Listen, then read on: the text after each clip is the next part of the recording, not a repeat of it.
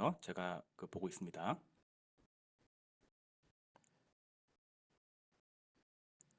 네, PC에서 들어오시는 분도 제가 카페에 지금 들어오는 링크 글을 올려놨습니다. 지금 텔레그램에 올려드리는 링크 URL 링크하고 그리고 PC에서 제가 카페에 올린 그 링크 다 모두 다 동일해요. 어느 걸 통해서든 들어오시면 됩니다.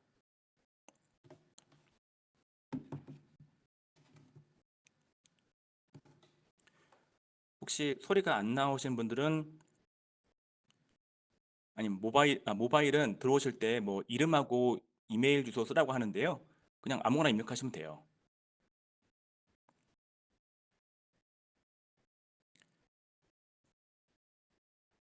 뭐 이렇게 들어오는 과정이 이렇게 복잡하진 않습니다.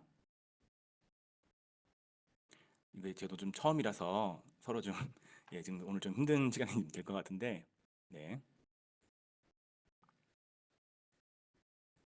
혹시나 뭐 오디오 연결 버튼 뭐 이런 것들 누르면 예, 그 소리가 안 들릴 때는 그거 눌러야 되거든요. 인터넷 전화 연결인가? 아무튼 그 버튼 눌러야 되는데 그게 안 나오는 경우도 있더라고요, 보니까. 자, 그래서 지금 어떻게 저의 얼굴이 다 보이시고 그 소리 다 들리시는지 안 들리시는 분들은 말씀하시면 제가 좀 다시 한번 말씀드리겠습니다. 지금 화면에 예, 오늘 설명드릴 자료 떠 있고요. 그리고 제 얼굴이 좀 보일 거예요.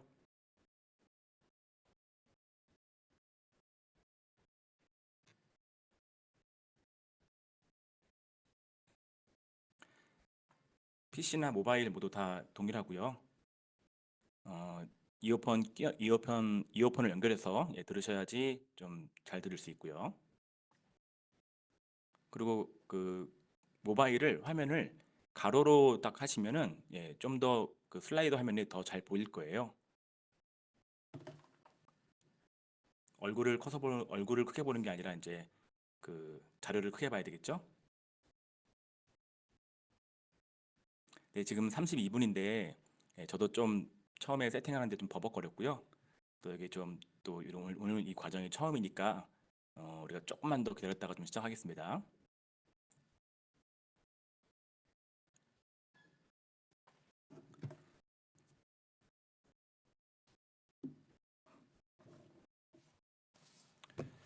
예, 제가 이렇게 얼굴에 좀 카메라 받는 좀 그런 비주얼이 아니라서 예, 좀 보기 힘들더라도 좀 잘 봐주세요. 네, 저도 되게 어색합니다. 음, 목소리는 좀 잘 들릴 수 있도록 제가 마이크는 되게 좋은 거 준비했습니다. 그리고 카메라도 예, 정말 좋은 거 준비했어요. 그래서 뭐 좀 원판이 안 되지만은 그래도 카메라 바에도 좀 잘 받도록 예, 그 장비는 되게 좋은 걸로 준비했습니다.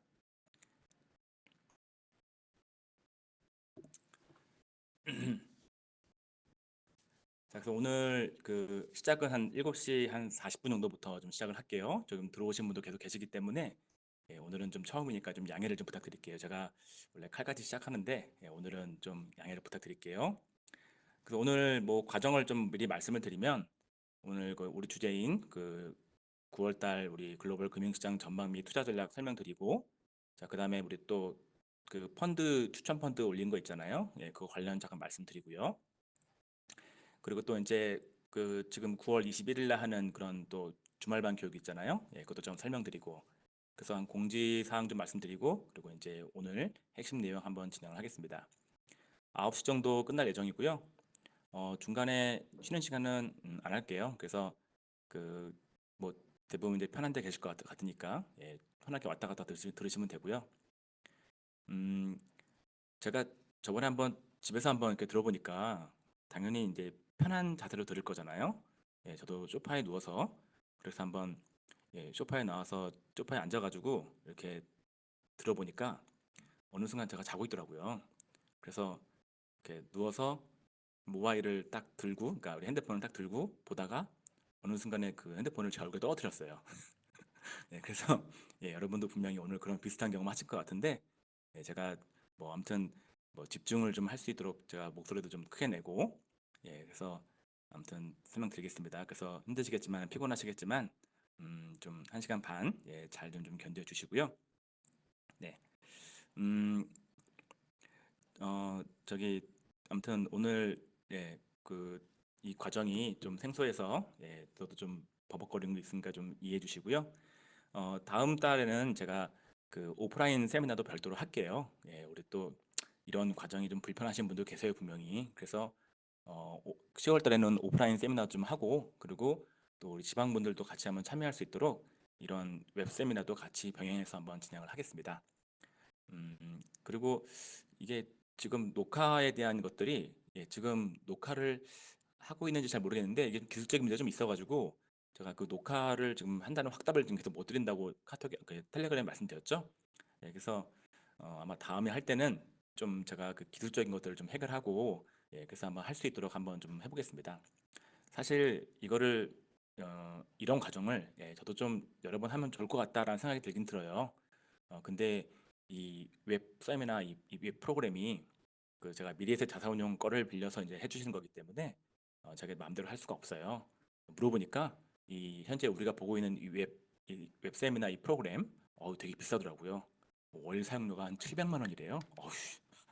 그래서 이게 이제 시스코 건데 보니까 시스코의 좀 좋은 인프라들 프로그램들 이용해서 이용하는 것 같아요. 되게 좋은 프로그램이 보니까 그래서 아무튼 이런 좋은 프로그램을 사용할 수 있도록 기회를 주신 우리 미래에셋 자사운용 전진혁 본부장님께 제가 다시 한번 감사 말씀드리고요. 아무튼 이렇게 그런 덕분에 우리 멀리서도 많은 분들이 참여해서 이런 오늘 자리를 마련할 수 있게 된 것 같습니다. 음, 아무튼 저기 뭐 좀 오늘 실수가 좀 있더라도 좀 잘 봐주시고요. 얼굴 제가 크게 좀 안 나오도록 제가 좀 적당히 뒤에 좀 있는 거거든요. 그래서 얼굴 보지 마시고 화면을 보면서 한번 진행하시면 좋을 것 같아요. 음, 자, 우선은 지금 37분이고요. 지금 계속 좀 들어오고 계시기 때문에 제가 한 3분만 더 좀 이따가 시작할게요. 그래서 준비 다 되신 분들은 물도 한번 드시고 그리고 뭐 화장실 한번 갔다 오시고 그리고 아무튼 뭐 이렇게 좀 주변 정리하시면 좋을 것 같아요. 제가 장담하건대 소파에 앉으시면 주무실 거예요. 그래서 불편하시겠지만 책상에 앉으셔서 아니면 식탁에 앉으셔가지고 정자세로 들으실 것을 권장합니다. 경험담입니다. 음, 지금 오늘 이렇게 하고 그리고 이제 그 우리가 카페를 사실 많은 분들이 그 모바일로 보시는데요.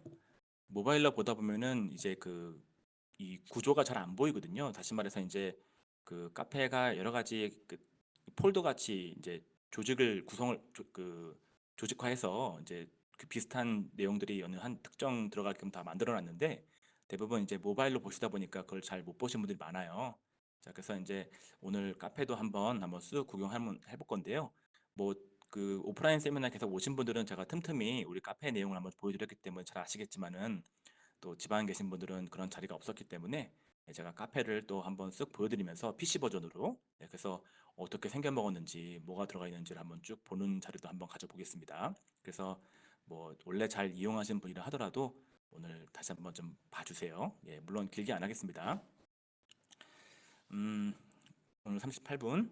그래서 조금씩 더 들어오고 계시니까 조금만 더 2분만 더 기다려주세요. 음, 네. 뭐 참 기다리는 시간이 힘들군요. 네.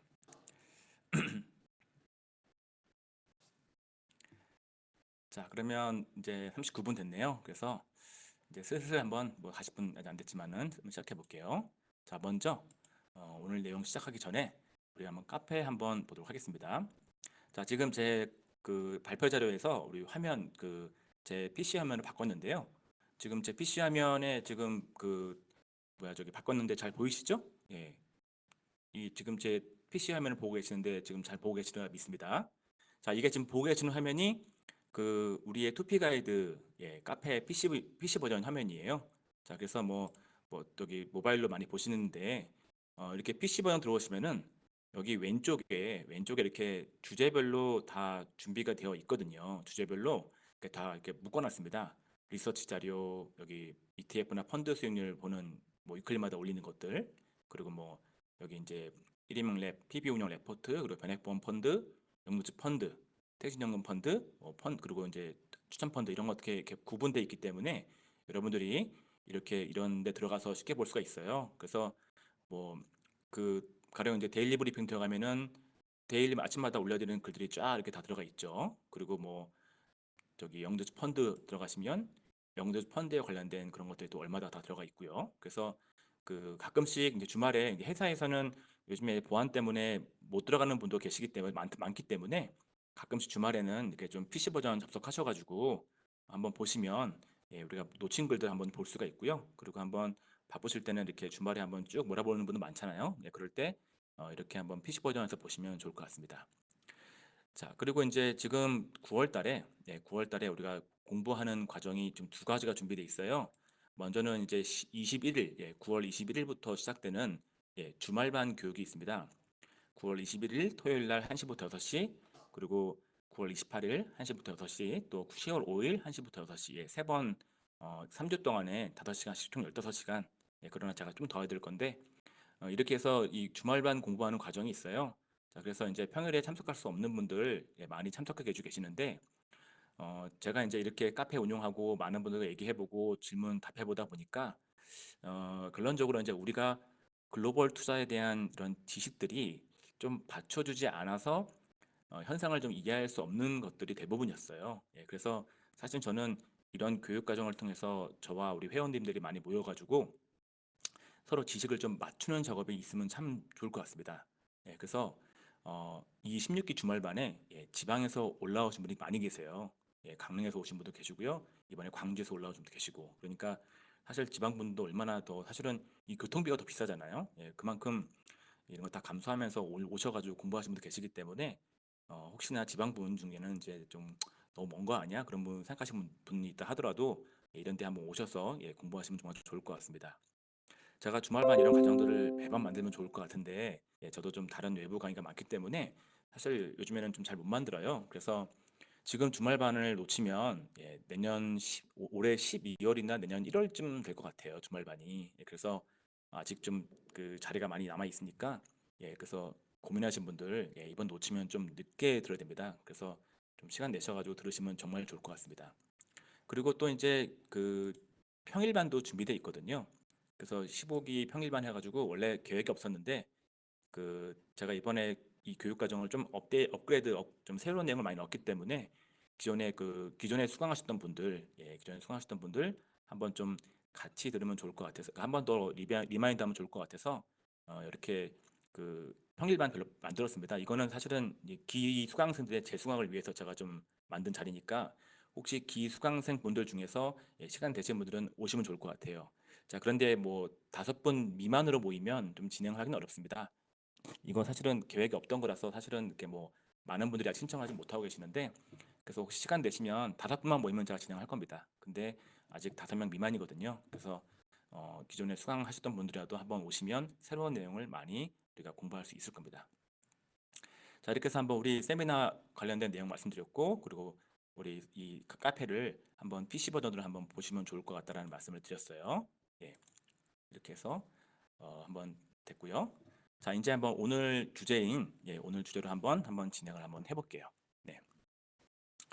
자, 우선은 이번 달의 주제는 제가 이제 코스피 이미 보셨겠지만 이번 달 주제는 제가 코스피입니다. 코스피를 우리가 매수 관점으로 바라보자. 그래서 분명히 우리가 코스피 때문에 참 마음고생 많았고 지긋지긋하고 뭐 쳐다보기도 싫은 분들 많잖아요. 그래서 그런 분들한테 다시 코스피 매수 뭐 좋아질 거다 이런 말 하니까 사람들 참그 많은 분들이 거부 반응이 정말 많았습니다. 그래서 이 왜 우리가 코스피를 좋게 볼 만한 이유가 있는지를 오늘 한번 얘기해 보고 그래서 한번 그런 필요성을 한번 그런 공감할 수 있는 시간을 한번 가져보도록 하겠습니다. 자, 그러면 한번 이제 진행을 해볼게요. 자, 우선은 뭐 8월 달에 글로벌 금융시장을 한번 변화를 보면요. 뭐 이거 우리 다 알죠. 뭐 힘들었잖아요. 트럼프 뭐 이렇게 또 아무튼 그런 사람들 때문에 아무튼 참 힘들었어요. 그래서 그런데 좀 정작 놀라운 거는 미국과 중국이라는 두 명이 싸우는데 사실 미국과 중국 본토 증시는 굉장히 평온했잖아요, 여러분. 그렇지 않습니까? 미국과 중국 본토 증시는 굉장히 평온했어요. 여기 보세요, 미국. 미국 보면 저번 달에 1.81밖에 하락 안 했죠? 중국 본토 CSI 300, 어우, 마이너스 0.93이에요. 그리고 이번 달에 9월 들어서 저 미국과 중국이 더 오르고 있고요. 왜 지들끼리 싸우는데 지들은 별로 하락하지 않고 주변국들만 더 많이 하락시키는지 정말 알 수가 없어요. 그래서 미국과 중국의 이런 갈등 때문에 사실은 주변국들이 가장 피해를 보고 있는데 그 주변국은 뭐 뻔한 거 아니겠습니까? 우리 코스피 정말 안 좋죠.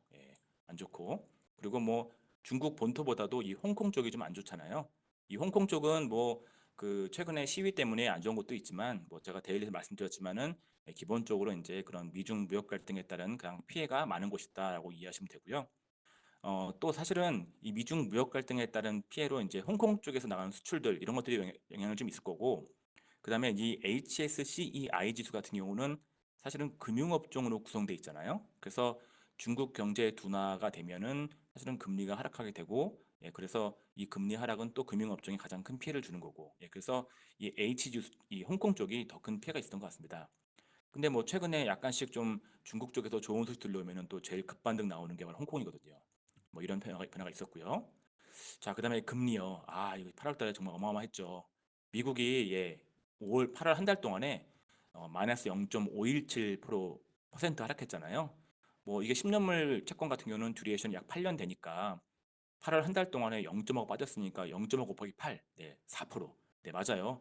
그 미국 국채 10년물 채권 같은 경우는 약 플러스 4% 가까이 상승했어요. 한 달 만에. 이게 이제 금리가 어마어마하게 하락해서 그런 거죠. 그래서 뭐 우리 독일 뭐 엄청나죠. 마음 고생하신 분들 많으실 텐데 이런 것들 진행하면서 8월 달 동안에 금리 변화가 참 심했고요.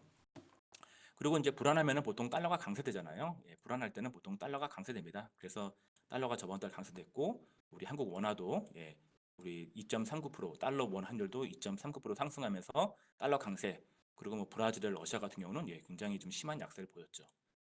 그렇지만 그래서 이제 그 이 증시가 기본적으로 위험 자산이 회피되고 안전 자산이 선호되는 분위기에서 원유 같은 경우도 이제 보통 그 원유 수요 같은 것들은 이 분위기 좋을 때 영향을 받는 거니까 미중 무역 갈등에 따른 이제 그런 경기 둔화 우려 때문에 유가가 많이 하락했고요.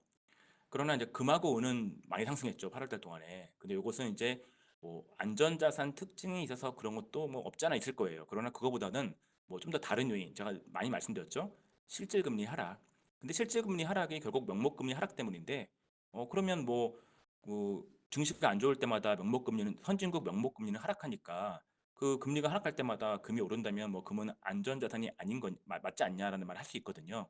그러나 금의 그 실질금리 하락은 금리 하락 때문에 발생할 수도 있지만 인플레 상승 때문에 발생할 수도 있는 거잖아요.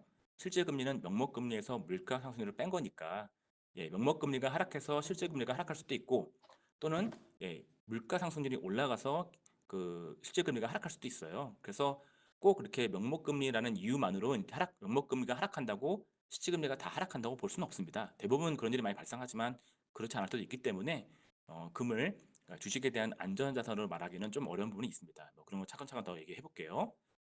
그리고 금리가 이제 많이 하락하면서 리츠 같은 부동산이 좀 좋았고요. 정말 이해가 안 가는 건 이거예요. 미국 하이힐드 채권 지수. 하이힐드 채권은 저랑 공부하신 분은 아시잖아요. 채권에 탈을 쓴 주식이에요. 경기가 안 좋고 증시가 안 좋을 때 채권의 가격이 하락하는 채권의 탈을 쓴 주식인데 8월 달 동안에 굉장히 다 뭐 주식이든 원유든 뭐 금리든 또는 뭐 달러든 다 이렇게 위험 자산 회피 성향을 보였음에도 불구하고 이 미국의 하이힐드 채권 쪽은 플러스입니다. 상승했어요. 그래가지고 사실 요거는 좀 방면성이 있죠. 경기도나 뭐 그런 위험자산 회피 이런 심리에 대해서 굉장히 민감하게 반응하는 하이힐드 채권이 강세를 보였다는 거는 뭐 그만큼 뭐 실제로는 뭐 경기가 그렇게 나쁘지 않다 또는 뭐 큰 우려가 아니다라는 반증일 수도 있고 아니면 이 하이힐드 채권 쪽에 좀 더 계속 버블이 생긴다라는 걸 이해할 수도 있고요. 뭐 아직은 잘 판단하기 어렵습니다. 이런 것들이 지금 8월 달 동안에 있었던 변화인 것 같습니다.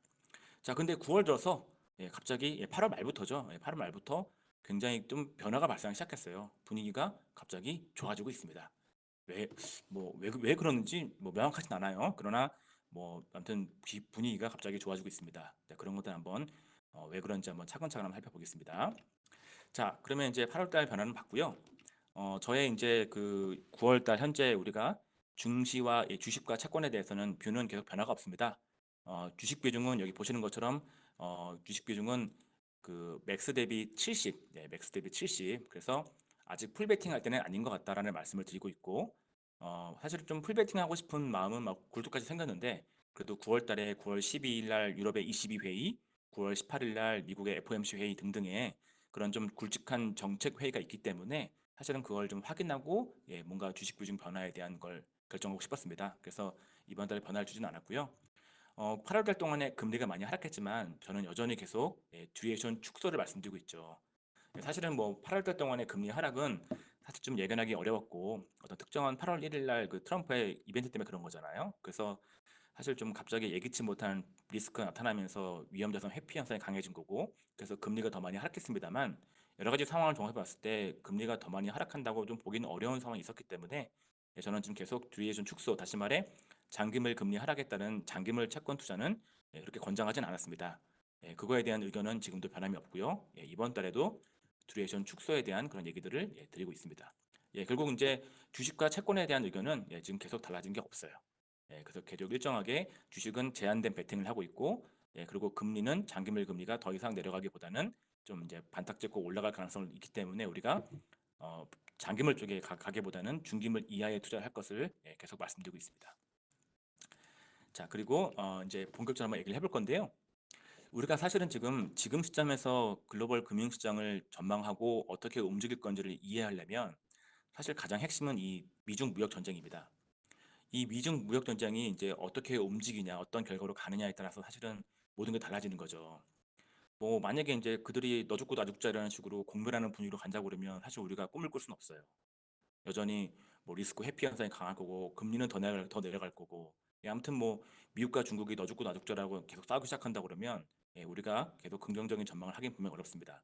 그러나 미국이 처해 있는 상황 또 중국이 처해 있는 상황을 본다면 그럴 것 같지는 않다라고 볼 수 있고 또 그들도 살려고 하는 거지 뭐 이렇게 너 죽고 나 죽자 하려고 지금 싸우고 있는 건 아닐 거잖아요. 그래서 저는 이거는 분명히 합리적인 판단이라기보다는 그냥 상식적인 그냥 그럴 것이다라고 추정하는 건데 저는 이 미중 무역 갈등이 그렇게 계속 악화되지는 않을 것 같고 지금 우리가 공포의 클라이맥스를 통과하고 있는 와중이고 연말 연초 되면은 좀 분위기 달라질 가능성이 있다라고 생각합니다. 자, 근데 왜 그렇게 생각하는지 한번 우리 패턴을 좀 볼게요. 지금 지난 5월 6일 날 트럼프가 이제 폭탄을 던졌죠. 판을 깼고 계약 그 협상이 판이 깨지면서 트럼프가 관세를 또 올리고 그때부터 사실 모든 그런 좀 꼬이기 시작했는데 이제 트럼프가 관세를 때려요. 관세를 때리면 경기와 증시가 약화되기 시작하죠. 그러나 그것은 지금 당장의 경기를 말하는 게 아니라 앞으로의 미래 경기를 말하는 거잖아요. 경기도나 우려가 커지는 거죠. 그 경기도나 우려가 커지면서 증시가 약세를 보이고요. 그러면서 이제 사람들이 뭘 쳐다보죠? 연준을 보기 시작. 연방준비위원회. 미국은 중앙은행이 없어요. 미국의 중앙은행 역할을 하는 곳이 연방준비위원회잖아요. 그 연방준비위원회 약자를 우리가 연준이라 부르고요. 자, 그래서 이 연준을 바라보기 시작하면서 연준이 금리를 낮춰주기를 또는 뭐 좀 더 적극적인 모습을 보여주기를 기대하는 거죠. 그래서 연준이 실제로 그렇게 움직일 그런 모습을 보이면은 좀 더 자신감을 가지고 좋아하고 그런데 이제 연준이 또 실망 끼치면 또 트럼프가 또 이제 관세 때리고 뭐 이런 식으로 계속 관세 때리고 경기 둔화 우려 높여주고 연준은 또 시장을 달래주고 이런 게 계속 반복되고 있는 거죠. 트럼프는 공공연하게 말하고 있습니다. 미국 기준금리가 마이너스 1%포인트는 내려가야 한다고. 근데 지금 이제 겨우 한 번 내려갔잖아요. 7월 31일 날. 아직 그 트럼프의 목표 그리고 트럼프의 그런 그 주변에 있는 사람들을 말하는 바로는 적어도 마이너스 1%포인트는 내려가야 된다. 그러면 이제 겨우 네 번인데 0.25씩 내려간다면 네 번인데 지금 이제 겨우 한 번 내려간 거죠.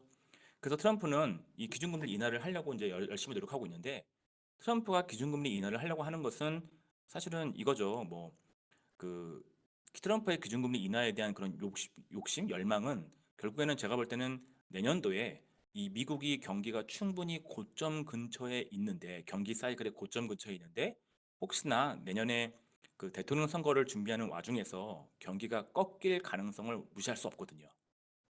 지금 미국은 2차 세계대전 이후에 가장 최장의 경기 확장기를 가고 있어요. 지금은 좋죠. 그러나 그만큼 그 말은 뭐냐면 결국 경기는 사이클이 있기 때문에 언젠가 꺾인단 말이에요. 근데 그런 것들을 지금 하필 내년에 대통령 선거하는 와중에 꺾이게 되면 사실은 대통령 선거는 필패할 수밖에 없잖아요. 그래서 결론적으로 이제 그 미국 경기가 꺾이는 것을 최대한 연장시키고 싶은 거죠. 그러려면은 이 기준금리 인하, 다시 말해서 뭔가 약물을 공급해야 되는데 그 약물은 초창기에는 세금 인하를 했어요. 그리고 나서 이제는 이제 뭔가 경기 흐름을 연장시키기 위해서 기준금리 인하하고 싶은 건데 문제는 이 기준금리 인하를 하고 싶은데 미국 경기가 되게 강하단 말이에요. 미국 경기 지표는 특정 뭐 제조업에 관련된 지표 빼놓고는 정말 다 강합니다. 다 좋아요. 그런 것들은 제가 그 월초마다 올려드리는 그 차트북 있지 않습니까? 어저께 올렸죠. 오늘 아침인가요? 아무튼 그 차트북 올린 게 있는데 그 차트북에 있는 미국과 그런 미국 경기 지표를 보시면 정말 다 훌륭합니다. 제조업에 관련된 거 몇 개만 빼놓고는 정말 다 아직까지 다 아름답습니다. 그만큼 경기가 좋은 상황이다 보니까 연준이 기준금리를 인하할 명분이 없는 거예요. 그 트럼프는 이런 미중 무역 전쟁이라는 이슈를 가지고 시장을 흔들어서 현재가 아닌 미래의 공포를 주는 거죠. 그런 미래의 공포를 통해서 연준으로 하여금 기준금리를 인하시키도록 하는 그런 명분을 주려고 그래서 유도시키려고 저는 이 미중 무역 전쟁을 이용하고 있다고 생각합니다. 자, 근데 문제는 이 미중 무역 전쟁이 사실 격화되면 격화될수록 중국이 가장 피해를 보겠지만 미국도 피해를 보잖아요. 그 관세를 점점 더 이제 그 중국이 미국한테 수출하는 거, 다시 말해 미국이 중국으로부터 수입하는 양이 연간 5,500억 달러인데 그 중에 지금 2,500억 달러에 대해서 관세가 매겨졌고요. 또 이번에 8월 1일에 꺼낸 게 바로 3천억 달러, 나머지 3천억 달러에 대한 관세를 꺼낸 거잖아요. 그런 것들이 차근차근 관세 범위가 확장되다 보니까 결국 미국 경기에 악영향이 발생하기 시작했고 그런 것들이 결국 증시를 하락시키고 경기 둔화의 우려를 높이고 있는 거죠. 자, 그래서 사실은 지금 미국은 다 이렇게 얘기합니다.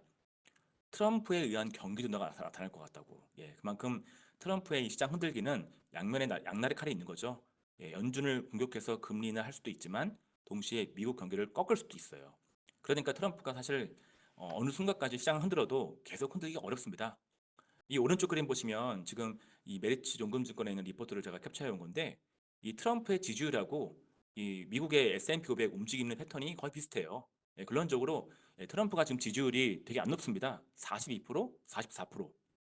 이런 상황에서 경기를 좋게 만들고 증시를 좋게 만들어도 자기가 좀 불확실한 게 있는데 근데 뭐 자기 스스로 경기를 나쁘게 만들고 증시를 꺾어서 내년 대통령 선거에서 불리한 걸 만들겠다고요? 저는 그게 이해가 안 가는 거죠. 자, 그래서 저는 트럼프는 결론적으로 올해까지 연준을 최대한 흔들어서 기준금리 인하를 유도시키고 그걸 통해서 미국 경기를 좀 더 연장시켜서 내년에 증시와 경기를 좋게 만들 그런 가능성, 저는 그런 시나리오를 생각하고 있습니다. 아무리 생각해도 트럼프는 그렇게 할 수밖에 없지 않을까 그런 생각을 갖고 있어요. 자, 그래서 이 미중 무역 전쟁이 지금 우리가 이 3분기에 또는 10월까지 해서 클라이맥스 가고 있는 거고요. 저는 그 이후부터는 좀 더 좀 긍정적인 다시 말해서 좀 톤을 낮추고 뭔가 좀 분위기를 완화시키는 그런 쪽으로 갈 가능성이 크다고 생각합니다. 자, 아무튼 트럼프의 흔들기 때문에 이미 연준에 대한 기대치가 높아졌잖아요. 자, 지금 이제 사실 9월, 8월 달 동안에 연준 회의가 없었고요. 이제 9월 18일 날 연준 회의가 있습니다. 자, 우리가 9월 19일 날 결과를 아는 건데요. 지금 시장에서 생각하는 이 기준금리 인하 기대 한번 볼까요? 지금 여기 화면에 보시는 이 표는 제가 이제 카페 뭐 데일리에서 여러 번 보여드렸는데요. 연방 기금금리 선물에 반영된 기준금리 인하 확률이에요. 자, 지금 기준금리가 얼마죠? 2에서 2.25잖아요.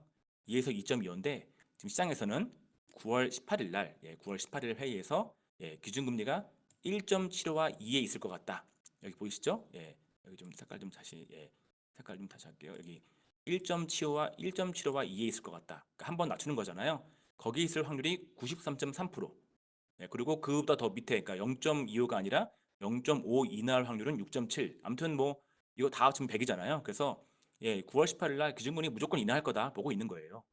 그러고 나서 이제 10월 30일 날 보면은 그 9월 18일 날 1.75에서 2로 한 번 인하하고 그다음에 10월 30일 날 그다음 회의가 10월 30일에 있어요.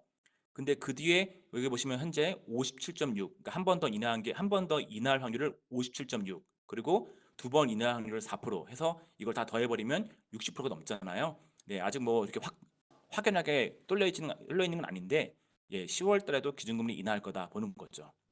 그다음에 12월 달, 11월 달은 회의가 없습니다. 12월 달 회의에서는 현재로서는 기준금리를 인하할 거라 보지는 않아요.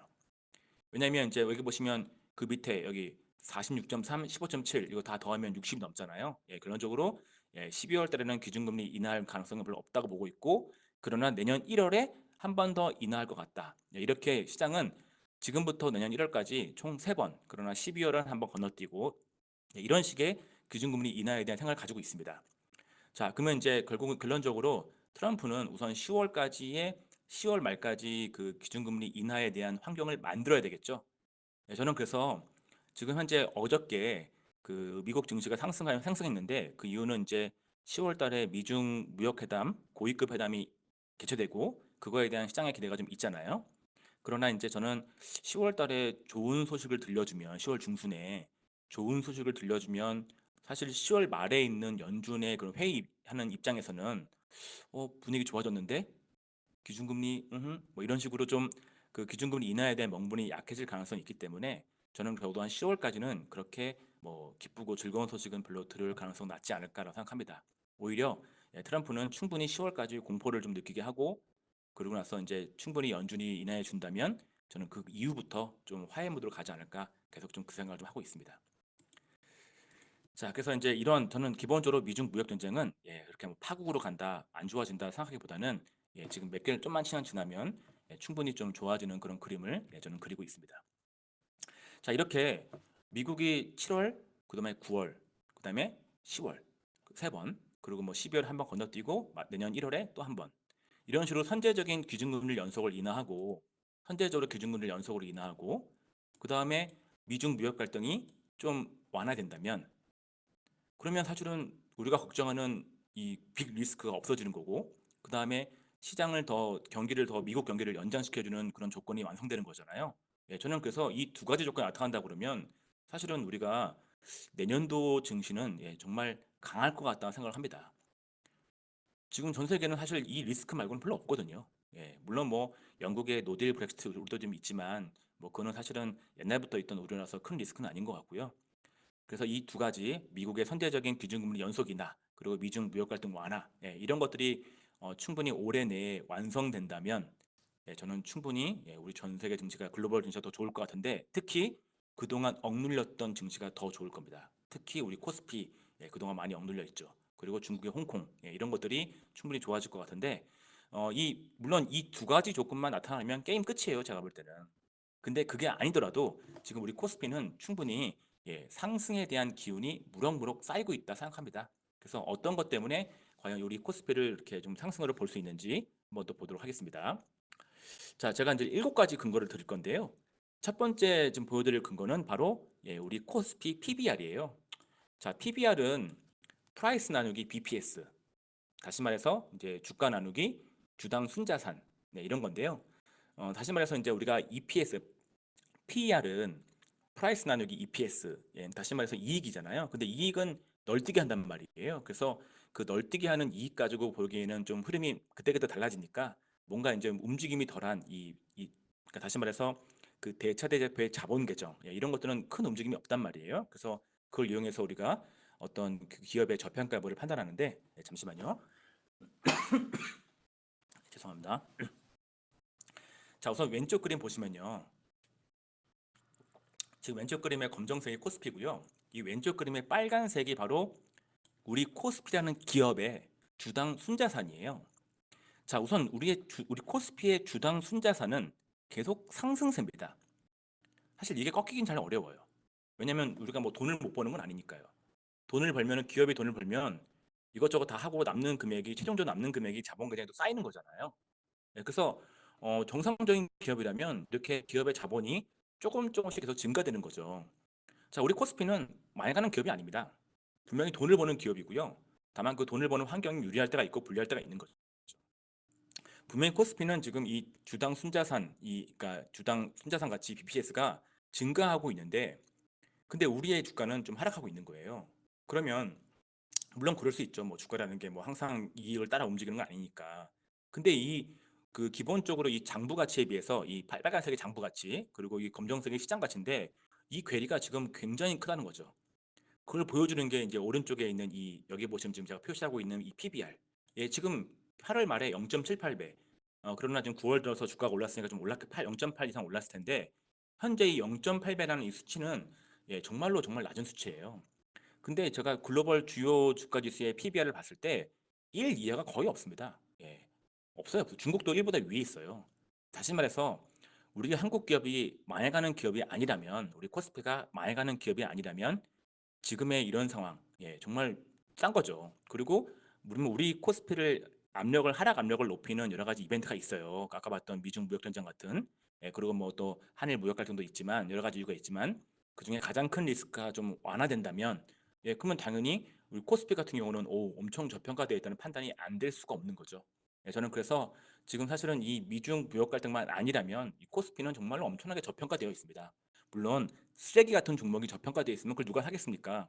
그러나 코스피는 그렇게 쓰레기는 아니에요. 그러니까 이게 BPS가 올라가고 있다는 게 바로 그 증거인 거죠. 저는 그런 관점을 봤을 때 충분히 코스피는 지금 저평가 위치에 있다라고 생각합니다. 자, 그 다음에 이제 한번 이익을 볼까요? 이익. 네.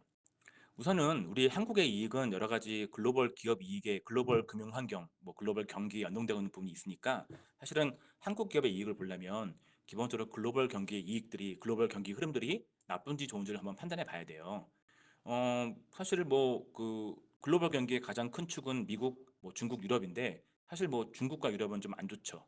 그러나 미국은 좋아요. 좋은 정도가 아니라 뭐 훌륭해요. 몇 가지 섹터가 좀 안 좋을 뿐이지 전반적으로 보면 굉장히 훌륭합니다. 그래서 지금 미국의 이 왼쪽 보시면 이 빨간색이 미국 S&P 500의 어떤 12개월 예상 이익인데 12개월 선행 EPS 예상 이익인데 안 꺾여요 아직까지. 물론 이제 뭐 앞으로 어떨지 모르겠어요. 그러나 지금까지 여러 가지 미중 무역 전쟁에 대한 우려가 있었음에도 불구하고 사실 미국에 대한 기업 이익 예상이 꺾이지 않습니다. 그만큼 가장 글로벌 경기의 가장 큰 축인 미국 경기가 아직까지 잘 버티고 있다는 거죠. 이런 상황에서 우리 한국의 이익은 좀 그동안은 나빴으나 최근에 좀 좋아질 기미가 보이고 있다는 거예요. 자, 먼저 우리 한국의 기업 이익의 가장 큰 핵심인 삼성전자입니다. 여러분, 이 삼성전자의 이익은 되게 중요합니다. 삼성전자 이익이 우리 한국 이익의 굉장히 큰 부분을 차지하거든요. 자, 삼성전자의 이익 예상을 보시면 안 좋았다가 최근에 좀 반등하려는 그런 좀 살짝 고개를 드는 모습이 보이고 있어요. 그러면 이제 사실은 뭐 지금 뭐 반도체 가격 하락이 멈췄잖아요. 반도체 가격 하락이 좀 멈춰졌고 뭐 아직 뭐 상승한다 보기는 어렵지만, 그리고 뭐 한일 무역 갈등에 따른 뭐 반도체 재고 소진에 대한 어떤 기대가 좀 있기도 하고요. 그리고 반도체 애널리스트 얘기 들어보면은 뭐 바닥 통과 중이다라는 말씀을 많이 하시고, 그래서 사실 삼성전자의 그런 이익이 꾸준히 나빴던 것이 지금 바닥 찍고 올라가는 조짐이 보이고 있기 때문에 그렇다면 이제 더 이상 우리가 좀 이익에 대한 이익 감소에 대한 우려들이 점차 완화되는 것은 아닐까, 그런 생각이 좀 든다는 거예요. 자, 이렇게 미국의 이익 예상이 잘 버티는 상황에서 우리의 핵심 종목인 삼성전자가 잘 버티고 있다. 자, 그리고 뭐 방금 말씀드렸듯이 이런 그 반도체 가격 하락이 가파르게 하락하다가 최근에 좀 멈춰 있죠. 뭐 아직 반등한다고 말하기는 어려워요. 그러나 하락세가 좀 각도가 분명히 완화되어 있고 반도체 가격 하락이 좀 멈춰 있습니다. 그만큼 다시 말해서 이제 최악에 대한 그 우려 상황이 좀 완화되고 있다. 당장 좋아지지 않는다 하더라도 더 악화되지는 않는다라는 그런 기대감들이 쌓이고 있다 볼 수 있어요. 자, 그리고 이제 오른쪽 보시면 이게 바로 이제 왜 삼성전자가 중요한지 알 수 있는데요. 자, 여기 보시면 이 오른쪽 그래프의 이 빨간색이 방금 보신 삼성전자의 기업 이익 예상치예요. 근데 이 뒤에 있는 숨어 있는 검정색이 바로 우리 코스피에 대한 이익 예상치입니다. 결국 삼성전자의 이익 예상치와 우리 코스피 전체의 이익 예상치가 거의 궤적이 같죠. 그럼 결국 삼성전자가 좋아질 하는 좀 반등할 기미가 보인다면 우리 코스피도 충분히 이익이 반등할 가능성이 크다라고 예상할 수 있습니다. 다시 말해서 PBR은 엄청 낮은데 이익이 점점 좋아질 개연성이 보이고 있는, 이게 바로 턴어라운드 기업의 특징 아닙니까? 그래서 이런 것들이 지금 보이고 있다라고 생각합니다. 자, 그래서 이제 이익이 올라가게 되면요. 가령 이제 한번 PER을 볼까요? PER 여러분. PER이라는 것은 프라이스 나누기 EPS예요. 다시 말해 분자에 주가가 들어가 있고요. 분모에 이제 EPS가 들어가 있어요. 근데 지금까지는 이제 EPS가 계속 하락했잖아요. 물론 주가도 하락했죠.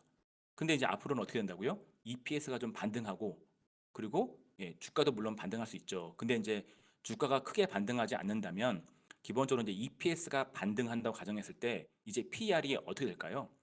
갑자기 계속 작아졌던 분모값이 이제 커지는 거잖아요. 그러면 이제 분자가 우선 주가가 큰 변화가 없다면 앞으로 PER은 내려갈 가능성이 큽니다. 자, 여기 한번 볼까요? 왼쪽 그래프 보시면 왼쪽 그래프에 지금 이 빨간색이 코스피에 대한 이제 예상 이익, 그러니까 12개월 선행 EPS인데 지금 이렇게 올라가잖아요. 반등하는 국면이잖아요. 여기 있는 분홍색 음영 표시가 바로 이제 이익 예상치가 상승하는 모습 구간이에요. 자, 그러면 저 구간에서 과연 PER은 어떻게 됐을까요? 예, 오른쪽 볼까요? 이 오른쪽에 PER을 보시면 이 분홍색 음영이 바로 코스피에 대한 이익 예상치가 상승하는, 이걸 말하는 건데, 이익이 상승하면서 PER이 내려갑니다. 이익이 상승하면서 PR이 내려가고, 예, 그럴 때 주가는, 예, 올라가죠. 예, 올라갑니다. 자, 그래서 지금 미중 무역 전쟁이라는 가장 큰 빅 리스크만 해결된다면, 뭐 해결까지는 아니라도 완화된다면 또는 휴전한다면, 예, 충분히 지금 우리를 억누르는 가장 큰 리스크가 없어지니까, 우리의 지금 기본적인 펀더멘털을 본다 그러면, 예, 코스피가 충분히 싸다, 그리고 좋아질 개연성이 있다라고 우리가 추론할 수 있어요. 물론 이제 이런 것들 하반기에 이제 과연 반도체 가격이 좀 반등할 것이고 뭐 이런 것들 확인을 더 해봐야 됩니다. 예, 그러나 분명히 최악을 통과하고 있다라는 생각들은, 예, 지금 우리가 좀 많이 그런 느낌이 든다는 거죠. 자, 그다음에 세 번째 이슈인데요. 자, 최근에 금리가 엄청 내려가서, 예, 엄청 내려갔죠. 우리 한국 최근에 1년물 금리가 여기 보시면, 예, 1년물 금리가 최근에 8월 말에, 예, 1년물 금리가 1.122, 그리고 얼마 전에 뭐 3년물도 1.09 뭐 이렇게 굉장히 1% 깨질까 말까 하는 그 정도까지 내려가 있어요. 자, 이런 건 금리가 엄청 내려갔는데, 그러면 금리가 내려갔는데 그래서 코스피도 좀 되게 안 좋잖아요. 예, 안 좋았는데, 그럼 결국 한국 기업이 주는 배당금은 큰 변화가 없는 상황에서 주가가 내려갔단 말이에요. 그러면 우리가 생각하는 그 시가 배당 수익률, 다시 말해서 내가 지금 당장 이 주식을 이 가격에 샀을 때 얻게 되는 배당 수익률.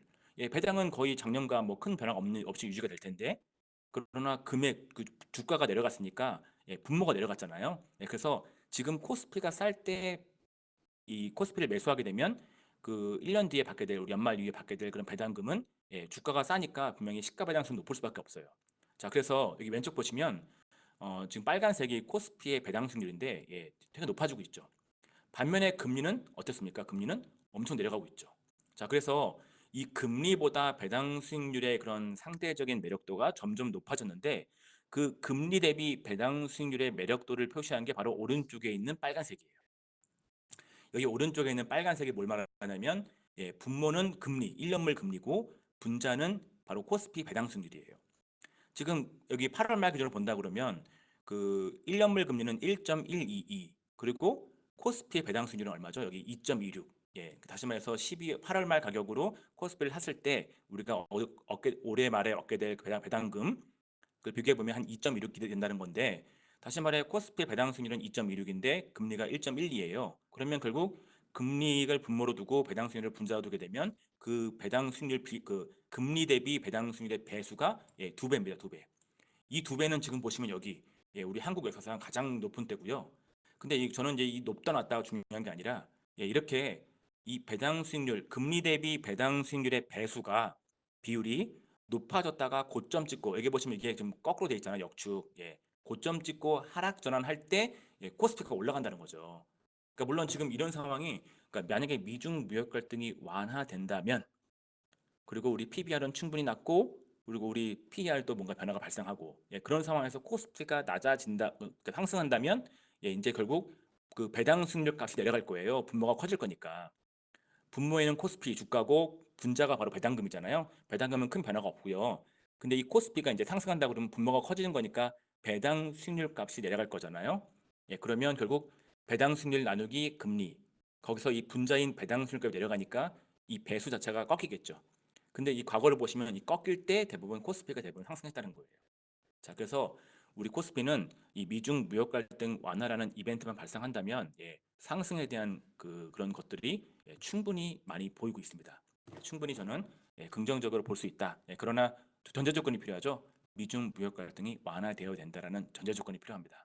그러나 그 전제 조건은, 예, 우리가 한 상식적으로 판단했을 때, 예, 충분히 그럴 가능성이 있다라고 생각할 수 있는 거죠. 자, 그래서 세 번째까지 이런 걸 봤고요. 자, 네 번째로 이제 다른 외부적인 요인을 볼 건데, 지금까지 세 가지 요인은 우리 코스피의 내부적인 요인을 본 거예요. PBR, 이익 전환, 그다음에 이제 우리 배당 수익률과 금리의 어떤 변화, 이런 내부적인 변화를 본 거고, 이제부터는 외부적인 변화를 보겠습니다. 자, 지금 달러와 약세는 아직 나타나고 있지는 않아요. 예, 지금 사실은 트럼프가 그렇게 달러 약세를 주장하지만 사실 미국에는 지금 달러 약세가 나타나고 있지 않죠. 지금 왼쪽 그래프에 지금 제가 노란색으로 표시한 부분이 이제 달러 인덱스잖아요. 달러 인덱스가 최근에 계속 상승하면서 아직은 달러가 약세에 전환되고 있지 않습니다. 그러나 이제 기준금리가 한 번 인하된 거고요. 기준금리가 두 번 또는 세 번, 그리고 이제 연준이 좀 적극적인 태도를 보이고 이런 것들이 나타난다면 충분히 그 미국의 그 달러 강세 흐름은 좀 약세로 전환될 개연성이 있습니다. 거기다가 이제 중국과 미국이 중국과 유럽이 특히 유럽이 또 22회의 하면서 양적 완화 정책 같은 경기 부양 정책에 대한 기대가 높아지고 있기 때문에 사실 유럽의 경기 개선이 높아지는 것도 달러와 약세 요인이죠. 자, 그래서 사실 아직은 달러 약세가 나타나고 있지 않지만 저는 그 달러 약세에 대한 그런 가능성들은 아직도 유효하다. 우리가 이걸 무시할 수가 없어요. 그래서 이 달러 기준금리가 이제 앞으로 인하되고 그런 상황에서 달러 약세 전환의 가능성은 아직 열려 있기 때문에 이 달러 약세 전환에 대한 우리가 그 전망을 포기할 수가 없습니다. 자, 그러면 이 달러가 약세 전환된다면 그다음에 어떤 일이 발생할까요? 바로 원자재. 보통 달러 약세에서 발생하는 자산들이 있는데 그런 것들이 대표적으로 원자재죠. 이 원자재 여기 보시면 왼쪽에 이 빨간색이 원자재를 종합한 이 그림인데 눈썰미들은 아실 거예요. 지금 이 왼쪽 그래프의 빨간색은 결국 원유 가격의 흐름과 거의 비슷하기도 해요. 자, 아무튼 최근에 뭐 달러 강세 또는 뭐 미중 무역 갈등 때문에 원자재 전반적으로 이렇게 강세가 아니었죠. 약세였죠. 유가도 하락하고 뭐 구리도 하락하고 뭐 7월달 8월달 동안에 금이 좀 올라갔지만 자, 그래서 원자재가 아직까지는 전반적으로 약세가 있습니다. 근데 이런 원자재 약세는 달러랑 반대로 움직이는 그러니까 달러와 원자재가 반대로 움직이는 특징이 강하기 때문에 달러가 약세 전환된다면 그러면 이 원자재 가격도 상승 전환될 가능성이 있다라고 생각하는 거예요. 자, 그래서 원자재 가격이 상승 전환된다면 우리 코스피는 어떻게 되냐 이거죠. 자, 오른쪽을 보시면 이 오른쪽에 이 검정색이 코스피고요. 이 빨간색이 바로 원자재 종합 가격의 움직임입니다. 이 원자재 종합 가격의 움직임은 곧 유가이기도 해요. 유가의 흐름과 비슷하기 때문에. 자, 그러면 지금 오른쪽 여기 제가 지금 방금 여기 표시한 이 오른쪽이지 않습니까? 이 오른쪽 그래프의 특징이 뭡니까? 네, 우리 코스피와 원자재가 사실 정관계 특징이 매우 강해요. 제가 이런 얘기를 하면서 이제 수업시간에 이런 얘기 하죠. 한국은 자원부국이라고요. 봐라. 원자재 가격과 우리 코스피 비슷하지 않냐. 우리 한국은 자원부국이 아니죠. 그런데 우리 한국은 원자재 관련된 산업이 좀 발달돼 있어서 원자재 경기와 좀 밀접한 모습을 많이 보입니다. 그리고 사실 원자재 가격이 오를 때가 보통 경기 좋을 때예요. 또 우리는 수출 중심 국가이기 때문에 경기 좋을 때 또 우리 코스피가 좋아지잖아요. 자, 그런 식으로 원자재 가격의 움직임과 우리 코스피의 움직임이 크게 다르지 않습니다. 물론 이제 점점 이 관계는 이제 앞으로의 중국 이런 영향 때문에 좀 뭐 달라질 수도 있겠습니다만 아직까지 유효합니다. 자, 그래서 이 코스피가 하락하면서 원자재 가격도 같이 하락했기 때문에 사실 이제 앞으로 만약에 달러가 약세 전환된다면 원자재 가격의 상승 전환이 기대되고 원자재 가격이 상승 전환한다면 우리 코스피도 상승 전환의 가능성이 있다고 생각할 수 있는 거죠. 자, 그래서 저는 이 외부 환경에 지금 미국과 유럽 등등의 그런 외부 환경의 변화가 아직은 달러 약세로 나타나고 있지 않지만 달러 약세 전망이 여전히 유효하기 때문에 원자재 가격의 반등을 통해서 뭔가 우리 코스피도 같이 반등할 가능성이 있다라고 생각합니다. 자, 이런 것들이 지금 기대가 좀 되고 있고요. 자, 그다음에 이제 다섯 번째 이유로 이제 은은 지금 이게 어제부터 좀 이상하죠. 이 은이 지금 좀 상승하다가 지금 어저께 꺾였어요. 우선 이 은은 우리가 이제 어떤 얘기를 할 수 있냐면 그 제가 이제 카페에 올린 자료가 있지 않습니까? 우리 금하고 은 투자에 대한 자료를 올렸는데 이 금하고 은은 기본적으로 이제 달러랑 반대로 움직이는 특징이 매우 강해요. 사실 이 금이 그렇죠. 이 금은 이 달러는 보통 화폐를 나타내고요. 이 금은 실물을 나타내는데 달러가 약세되면 이제 화폐의 가치가 하락함을 말하는 거예요. 그래서 달러가 약세일 때 금 가격이 상승하는 패턴이 매우 강합니다. 뚜렷합니다. 근데 이제 최근에 근데 이 그 달러가 약세일 때 금 가격이 상승하는 패턴이 매우 뚜렷한데 그렇지 않을 때가 있어요. 지금도 그렇죠. 달러는 강세였죠. 최근에 강세가 확인했잖아요. 달러는 강세였는데 금은 계속 상승했어요. 근데 이 금 가격을 움직이는 요인을 달러만 보기에는 좀 부족하고요. 하나 더 보셔야 되는데 그게 바로 미국의 실질 금리거든요. 미국의 실질 금리, 다시 말해 명목 금리에서 물가 상승률을 뺀 거 있지 않습니까? 이 실질 금리가 내려가면 하락하면 결국 은행에 돈 맡겨봤자 얻는 이자가 별로 없으니까 사실 은행에 돈을 맡기고 싶은 니즈가 떨어지잖아요. 그래서 실질 금리가 하락하는 것도 화폐 가치 하락을 말합니다.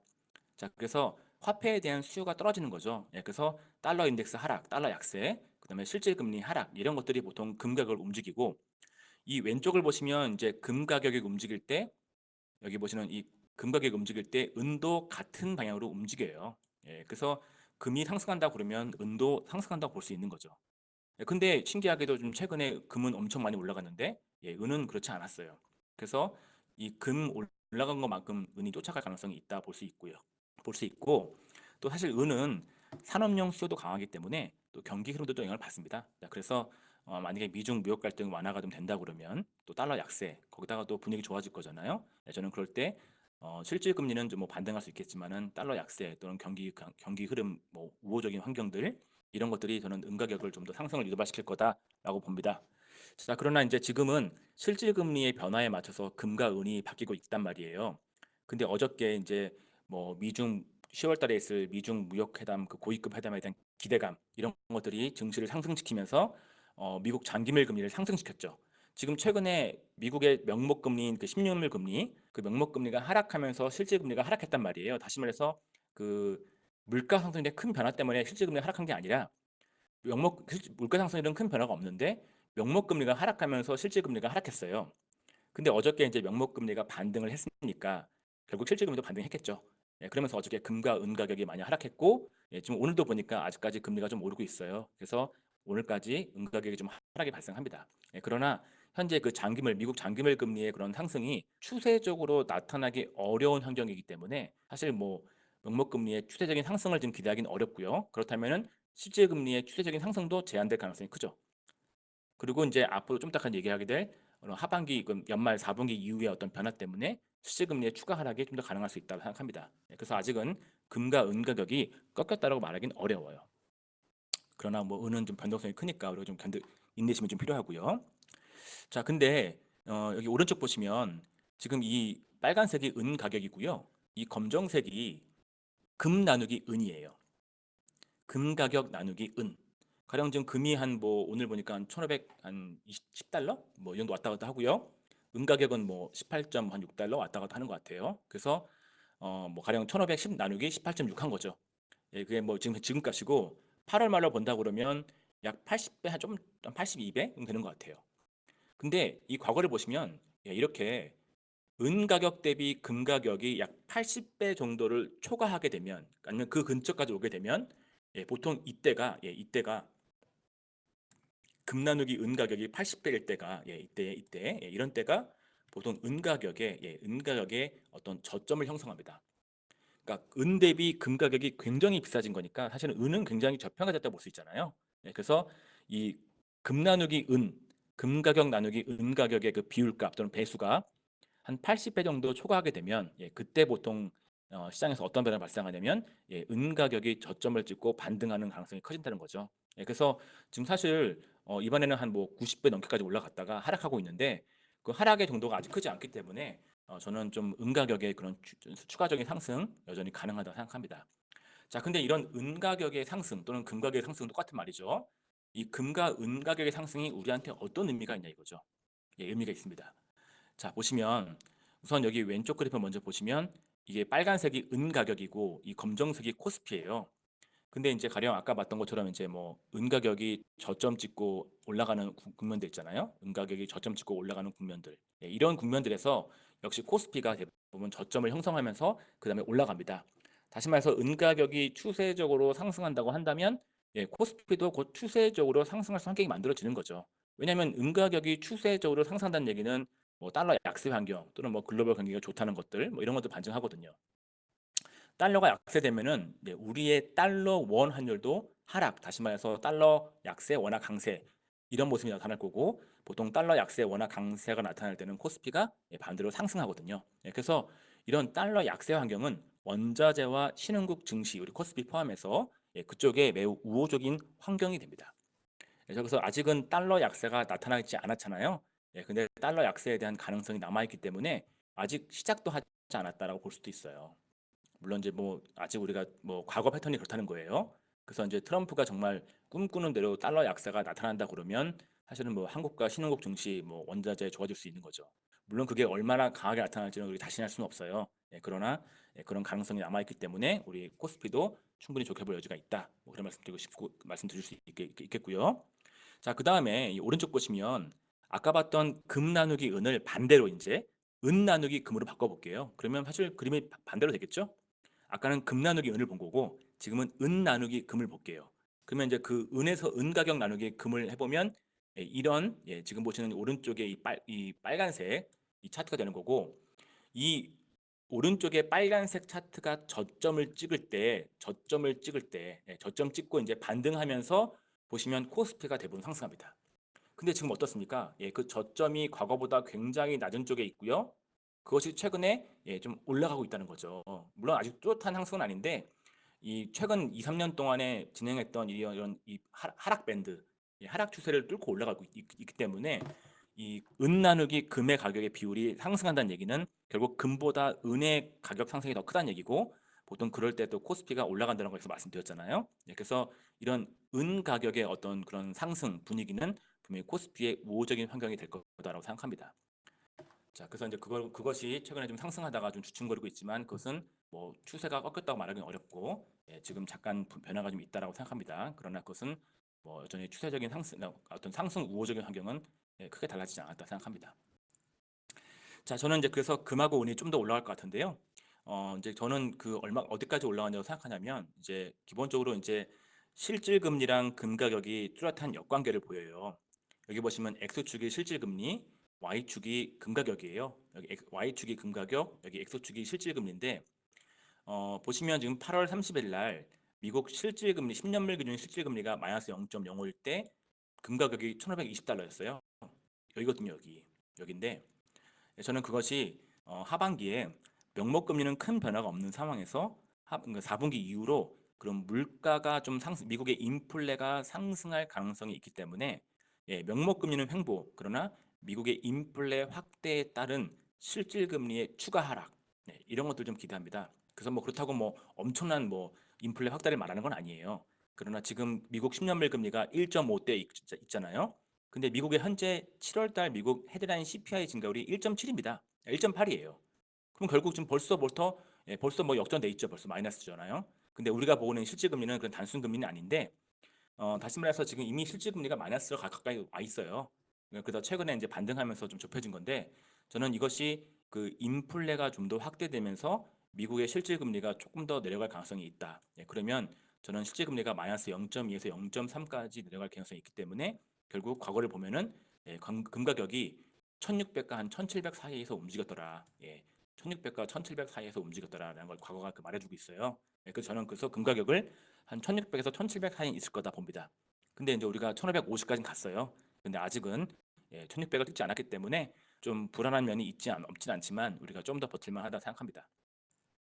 자, 그러면 금이 이제 1600, 1700 사이 있다 그러면 이제 은은 어떻게 움직일 것이냐?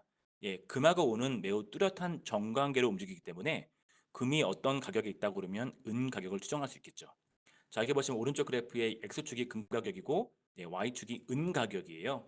자, 근데 금이 지금 얼마 예상하고 있죠? 1600, 1700을 예상하잖아요. 여기고. 그러면 여기 봤을 때 은이 여기 있네요. 자, 은 가격을 쭉 보시면 한 25달러에 30달러가 있다는 거죠. 근데 우리가 지금 보시면 8월 30일 날 18.38달러. 분명히 과거 이런 그 추세선에 의하면 굉장히 좀 멀리 떨어져 있습니다. 그러니까 좀 이례적인 현상이죠. 그래서 저는 그러니까 다시 말해 은이 굉장히 좀 이런 추세의 흐름에서 벗어나 있기 때문에 이 추세로 복귀하는 과정이 있을 거다.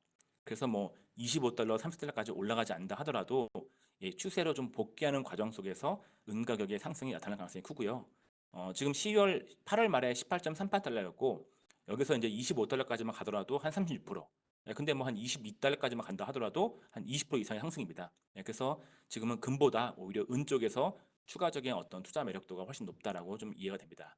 그러나 다시 한번 거듭 강조하지만 은 가격은 금에 비해서 가격 변동성이 매우 커요. 뭐 어저께 봤잖아요. 그래서 이 은에 투자한다는 얘기는 사실은 좀 용기가 필요합니다. 그리고 견뎌내는 좀 내성이 필요한 거죠. 그래서 이런 고통을 좀 견뎌내야지 우리가 좀 열매를 따먹을 수 있는 건데 좀 힘드시겠지만 좀 견뎌내시기 바랍니다. 자, 그래서 이제 은 가격의 추세적인 상승들이 분명히 좀 코스피의 그런 또 상승 우호적인 환경을 만들 거다.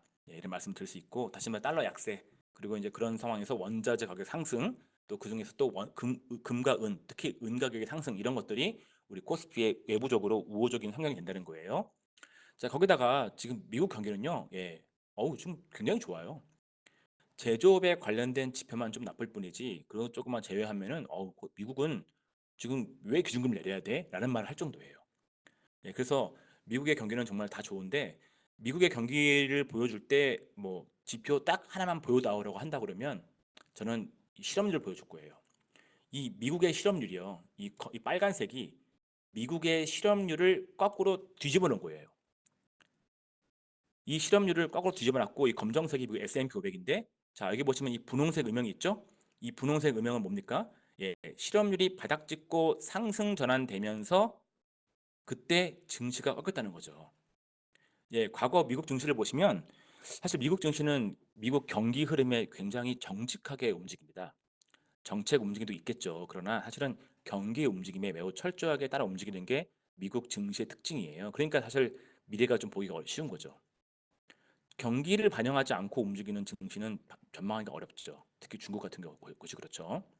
자, 근데 이 왼쪽 그림을 뭘 말합니까? 예, 실업률이 바닥찍고 상승하면은 실업률이 바닥찍고 상승할 때 이제 그때 미국 증시가 꺾이는 경기가 둔화되는 다시 말해 지호문이 열리는 거죠. 근데 이제 현재 실업률은 예, 지난 7월 달 거, 8월 달 실업률이 오늘 좀 있으면 발표돼요. 예, 그래서 이제 그 분명히 뭐 전망치를 보니까 큰 변화가 없어요. 예, 지금 현재 7월 달 미국 7월 달 실업률은 3.7%로 역사적 저점인 3.6보다는 조금 올라왔죠. 한 단계 더 올라왔지만 여전히 낮은 숫자죠. 그래서 미국 50년 내 가장 낮은 수치 쪽에 있고요. 예, 그만큼 실업률이 아래쪽에 머문다는 얘기는 예, 분명히 미국 경기가 나쁘지 않다는 걸 말하는 거예요. 그리고 또 실업률에 선행하는 지표들도 예, 여전히 반등하고 있지 않습니다. 네, 그래서 실업률이 조금 더 아래쪽에 머물러 있을 개연성이 있고 그렇다면은 예, 미국 증시도 여전히 좀 꺾이지 않을 가능성이 있다고 생각할 수 있는 거죠. 자, 그리고 이제 그 실업률이 바로 그런 걸 보여주는 거고 하나 더 보여달라 그러면 저는 이걸 또 보여줄 거예요. 바로 경기 선행지수입니다. 미국의 경기 선행지수인데 이 컨퍼런스 보드가 발표하는 미국 경기 선행지수 보통 이 지표를 시장에서는 전년 동월 대비 증가율로 봅니다.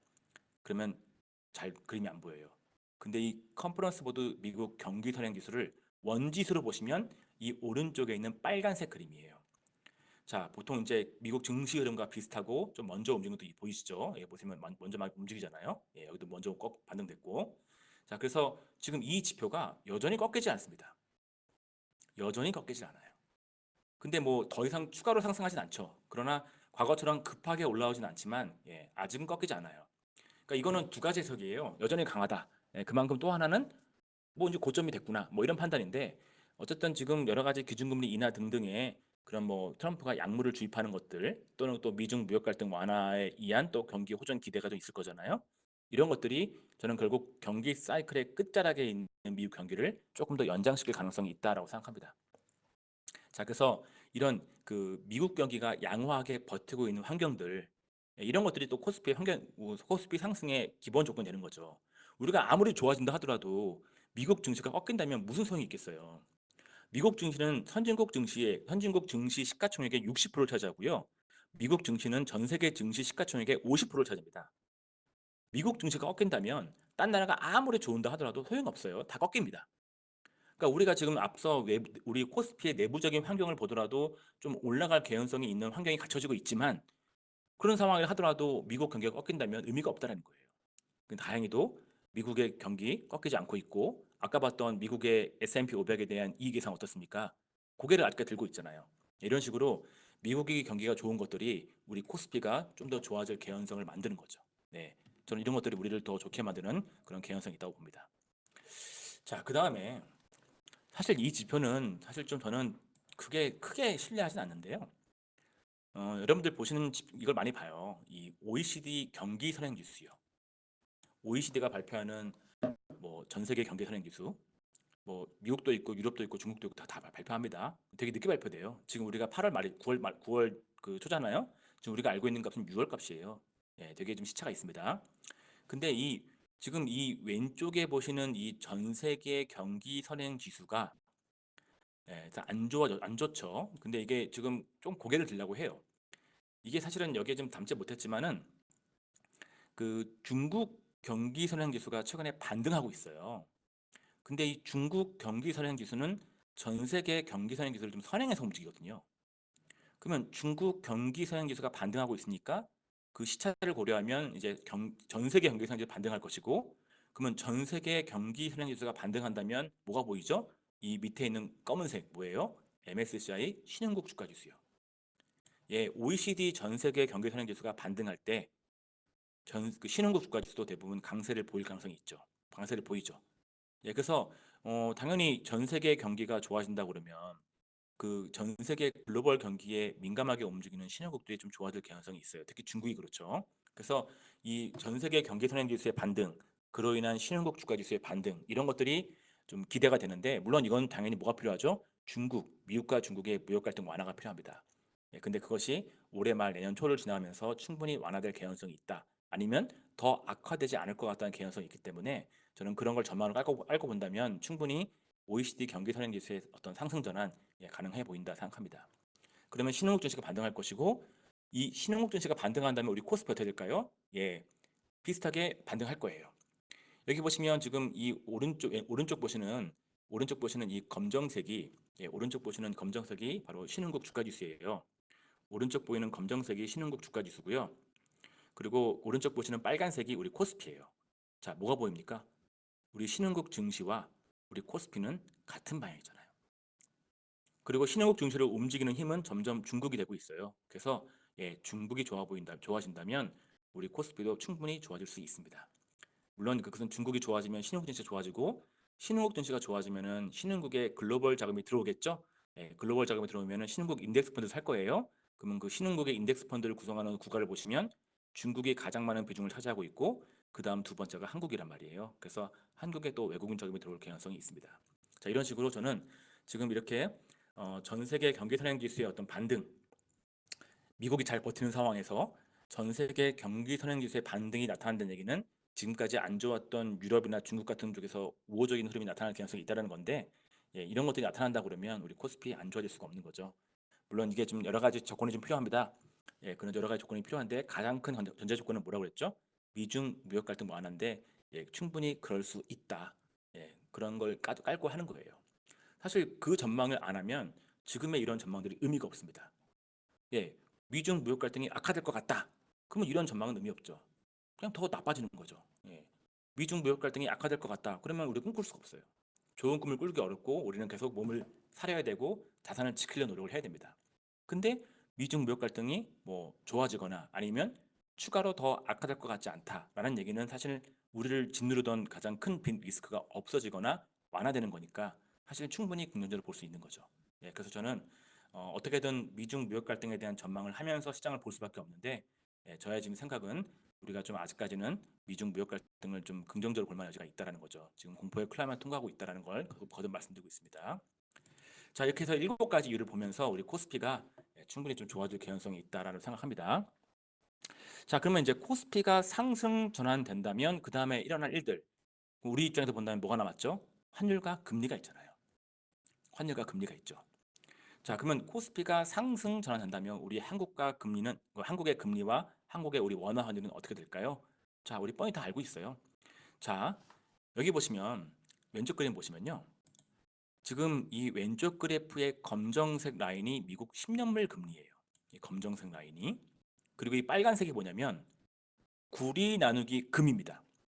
구리 가격 나누기 금이에요. 자, 최근에 움직임이 한번 다시 복귀해 볼까요? 최근에 금 가격이 올랐어요. 8월 달 동안에. 그러나 이 구리는요, 산업용 금속의 대표값이고요.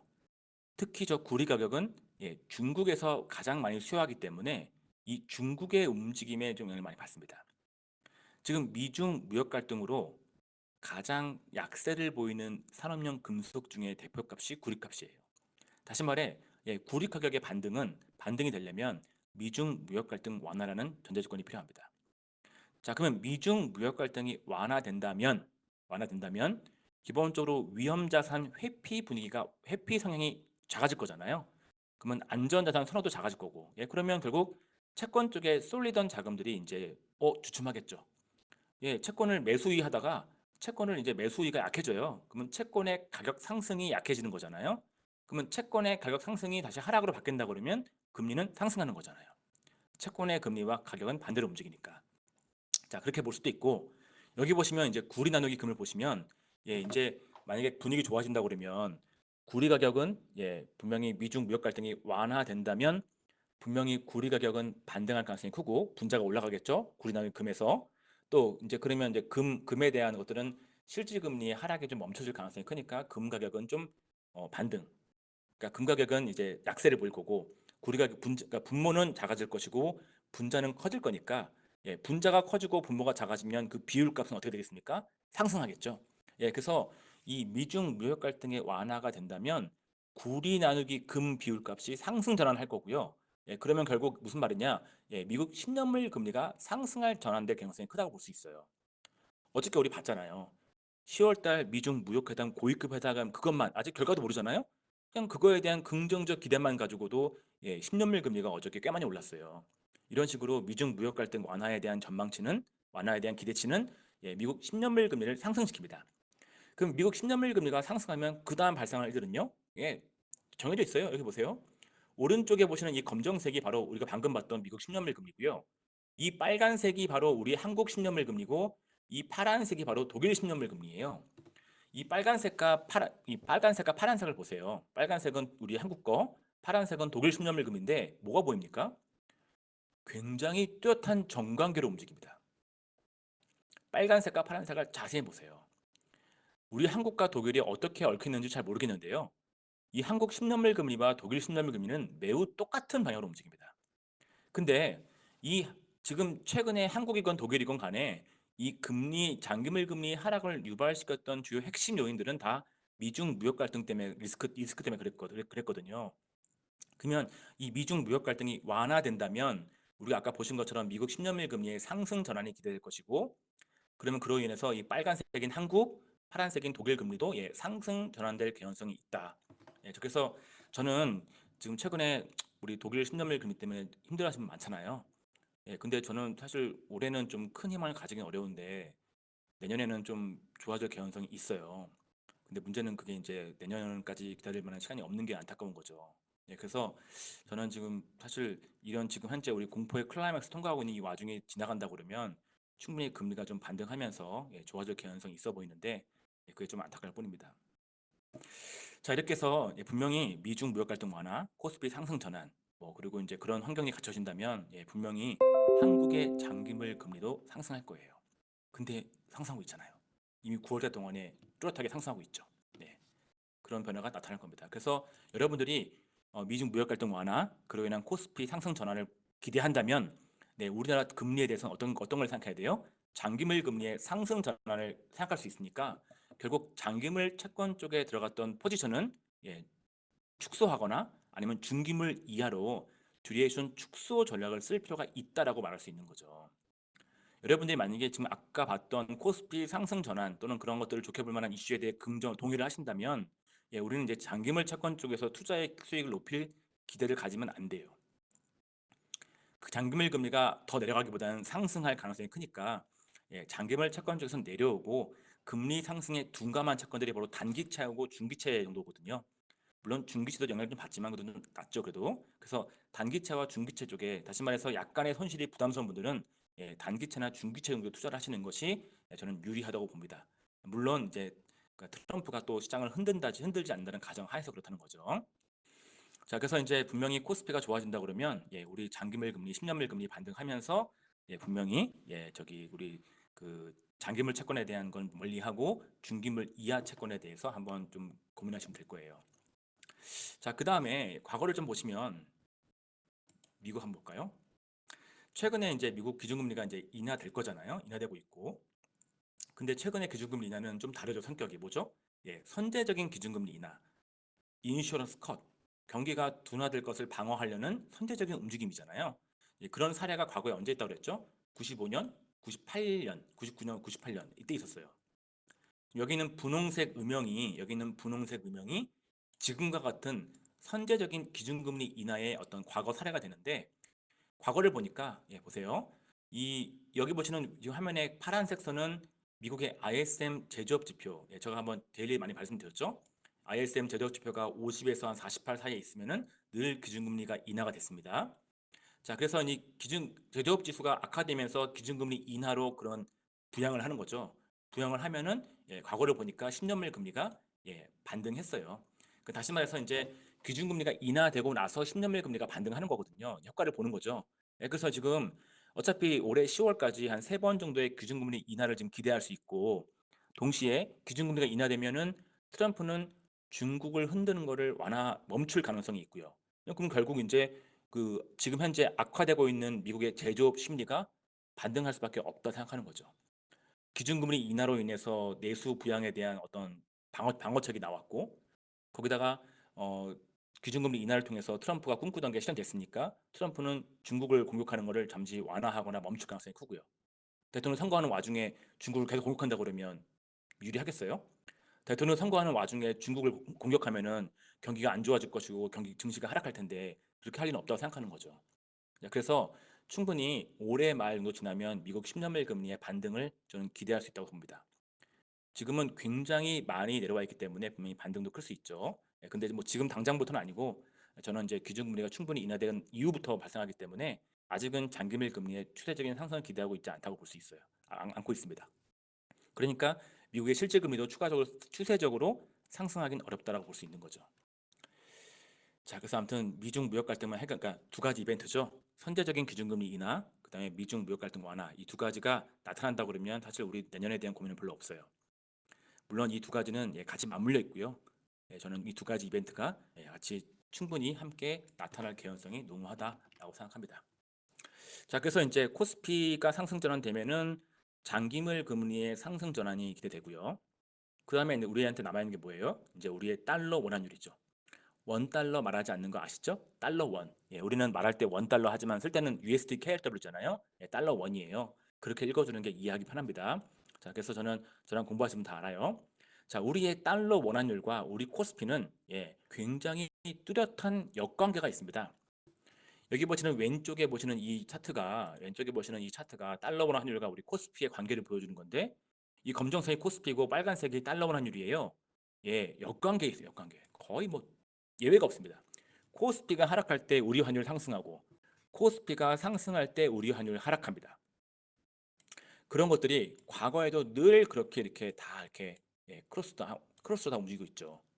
그래서 이제 무슨 말이냐면 이제 우리 코스피를 전망했다면 우리 환율도 볼 수 있어요.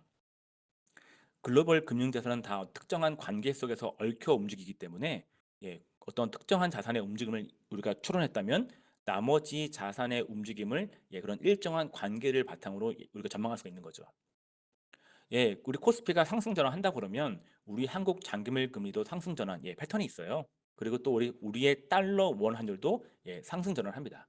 이게 왜 그런지는 우리가 한번 나중에 저랑 공부하는 기회가 있으면 참 좋을 것 같아요. 그때 다 말씀드릴 거고요. 결국 이제 우리의 코스피가 상승 전환된다면 우리의 달러 원 환율은 하락 전환될 수 있는 거죠. 그러면 달러 원 환율의 하락 전환은 달러 약세 원화 강세를 말해요. 그 말은 무슨 말이냐면 환 노출했을 때 환이익이 아니라 환 손실이 발생할 수 있다는 거죠. 다시 말해서 여러분이 코스피 상승 전환을 꿈꾼다면 기대한다면 달러 자산에 대한 환 노출은 적절치 않다고 볼 수 있죠. 우리 환율 최근에 어떻습니까? 9월 들어서 코스피 상승하니까 우리 환율 어떻습니까? 하락하고 있잖아요, 여러분. 거의 공식적으로 움직입니다. 그래서 코스피의 상승 전환이 커지면 커질수록 우리의 달러 원 환율의 하락 전환도 점점 뚜렷해질 거예요. 저는 그래서 여러분이 코스피 상승 전환 전망을 받아들인다면 우린 달러에 대해서 환 노출이 아니라 환해지 전략을 해야 된다고 생각합니다. 물론 우리의 달러 원환율은 지금 한 가지가 더 해결돼야 되죠. 뭐죠? 바로 위안화 환율. 지금 여기 오른쪽을 보시면요. 이 빨간색이 달러 위안환율이고 그리고 검정색이 우리의 달러 원환율인데 뭐가 보이죠? 같이 움직이잖아요, 지금. 다시 말해서 위안화가 약세될 때 우리 한국 원화도 약세돼요. 환율 상승은 우리 로컬 통화 약세거든요. 지금 빨간색이 상승하고 검정색이 상승하는 것은 다 뭐죠? 위안화 약세, 우리 원화 약세를 말합니다. 근데 위안화 약세는 왜 발생했습니까? 미중 무역 갈등에 따른 그 트럼프의 관세 공격이 나올 때마다 위안화가 약세된 거잖아요. 그럼 다시 말해서 미중 무역 갈등만 완화된다면 결국 위안화는 강세 전환되는 거죠. 위안화 환율이 꺾인단 말이에요. 그러면 같은 방향으로 얽혀서 움직이는 우리의 달러 원환율도 분명히 하락한다고 볼 수 있죠. 그리고 우리의 달러, 그러니까 미중 무역 갈등 완화로 인해서 달러 위안 환율, 다시 말해 달러 위안 환율의 하락 전환, 다시 말해 위안화가 약세되다가 강세 전환으로 바뀌게 되면 우리의 달러 원 환율도 하락 전환될 것이고, 그러면 우리의 달러 원 환율이 하락 전환한다 그러면 우리 코스피는 달러 원 환율과 반대로 움직이니까 코스피는 상승 전환한다고 볼 수 있죠. 환율을 전망해서 코스피를 볼 수도 있고 코스피 전망을 통해서 환율을 볼 수도 있어요. 어느 관점을 보든. 그래서 지금 미중 무역 갈등의 완화는 우리 원화의 강세, 다시 말해 달러 원 환율의 하락 전환, 그리고 코스피의 상승 전환, 필수적으로 수반됩니다. 그런데 더 놀라운 거는 이제 제가 이런 상황에서 우리 한국의 내부적인 상황들, PBR 엄청 싸고 이익이 이제 상승 전환하려고 그러고 그런 내부적인 상황과 맞물려 있기 때문에 우리 코스피가 충분히 좋아질 개연성이 좀 있어 보인다 생각한다는 거예요. 자, 그런데 그렇지만 아직 우리가 좀 리스크는 좀 남아 있죠. 왜냐하면 미중 무역 갈등을 충분히 긍정적으로 볼 수 있겠지만은 아직 우리가 확신할 수는 없잖아요. 확신할 수 없기 때문에 지금 당장 우리가 제가 지금 무슨 말씀드리고 싶냐면 지금 당장 코스피를 한 번에 왕창 사자라는 말씀을 드리긴 불편해요. 무섭습니다. 저도 무서워요. 아직은 그럴 자신이 없습니다. 자, 그래서 저는 누차 말씀드린 것처럼 예, 최소 3번의 분할 매수하는데 상승할 때마다 매수하자라고 해가지고 오늘 아침에 데일리에도 올려드렸잖아요. 우리가 지금 2100포인트, 그러니까 지금 다시 여러분이 지금 코스피를 투자한다 그러면 3번 나눠서 그 중에 30, 30, 40 또는 30, 40, 30 나눠가지고 최초의 그 첫 번째 30은 지금 바로 투자하는 거예요. 그리고 나머지 두 번째는 제가 볼 땐 2100포인트를 돌파할 때, 제가 여기는 지금 예를 들어서 2050, 뭐 2150 썼는데 제가 자세히 보니까 이게 적당하지 않고 2100과 2200이 적당해 보입니다. 그래서 두 번째 매수는 2100포인트에서 돌파할 때, 세 번째 매수는 2200포인트를 돌파할 때 매수하면은 우리가 상승을 확인하면서 좀 더 안전하게 접근할 수가 매수할 수 있습니다. 근데 하락할 때마다 산다 그러면 사실은 뭐 이런 말씀 드릴 수 있죠. 아니 상승을 전망하니까 오히려 하락할 때마다 사야 되는 거 아니야? 라고 말할 수 있어요. 분명히 맞는 말이에요. 그러나 우리의 상승 전망이 틀릴 수도 있거든요. 우리의 상승 전망이 틀릴 수도 있는데 우리의 상승 전환이 맞다라고 확신하면 확신할 수가 없단 말이에요. 그러니까 우리의 판단이 틀릴 수도 있기 때문에 하락 전환할 때마다 싸게 산다는 것은 리스크가 매우 큽니다. 그러니까 저는 상승을 확인하면서 분할 매수하자. 그러면 좀 아쉽죠. 아쉽지만은 분명히 우리의 손실, 투자에 대한 실패를 분명히 방어해 줄 겁니다. 혹시나 판단이 틀렸다 하더라도 맨 처음에 투자한 3분의 1만 피해를 볼 거니까 전체 자산 관점으로 봤을 때 큰 피해는 아니라고 볼 수 있죠. 저는 그래서 지금 다 세 번 나눠서 처음에는 지금 사고 두 번째는 2100포인트 넘을 때, 세 번째는 2200포인트 넘어갈 때 코스피를 매수하는 관점으로 보시면은 우리가 크게 실패하지 않으면 투자할 수 있다 생각합니다. 자, 그래서 이제 오늘 글로벌 금융시장 전망 관련된 얘기 다 드렸고요. 그리고 코스피에 대해서 충분히 긍정적으로 볼 여지가 있다라는 말씀을 드렸어요. 자, 두 번째로 이제 시간이 얼마 안 남았는데 우리 하반기 추천 펀드 약간 좀 보고 갈게요. 제가 9월 2일자로 업데이트 해놨는데요. 먼저 뭐 저기 컨셉은 세 가지죠. 미국 외 지역, 유럽과 중국 같은 미국 외 지역의 경기가 좀 좋아져서 그런 것들에서 유럽 추천드렸고, 그다음에 아시아, 뭐 그다음에 한국, 한국은 이번 달 포함시켰죠. 그다음에 이제 그러니까 첫 번째 컨셉은 이제 그동안 부진했던 지역들 좋아지는 것들 겨냥을 한 거고, 아직은 나타나고 있지 않지만 달러 약세 전환, 그렇기 때문에 원자재와 이제 원자재 관련된 것들, 산업용 금속과 금, 그다음에 이제 하반기에 인플레가 상승하면서 선진국도 경기가 장기물 금리가 상승할 가능성이 있기 때문에 지금의 미국 국채, 뭐 한국 국채 이런 거는 적당해 보이지 않고요. 오히려 경기가 좋고 분위기 좋을 때, 증시가 좋을 때 가격이 올라가는 그런 위험 채권들이 좋아 보여요. 그 위험 채권들은 뭐 대표적으로 뭐 여러 가지가 있는데 하이힐드와 신용후 채권 같은 되게 고위험 채권이 있어요. 그런 것도 지금 좋죠. 좋은데 그런 것들은 너무 가격 변동성이 크기 때문에 제가 볼 때는 좀 많은 분들한테 적당해 보이지는 않고요. 그 중간급에 해당되는 글로벌 채권 또는 글로벌 인컴형 이런 것들을 우리가 좀 보시면 좋을 것 같습니다. 자, 그래서 그런 것들 추천을 해놨는데, 자, 한번 쭉 볼게요, 빨리.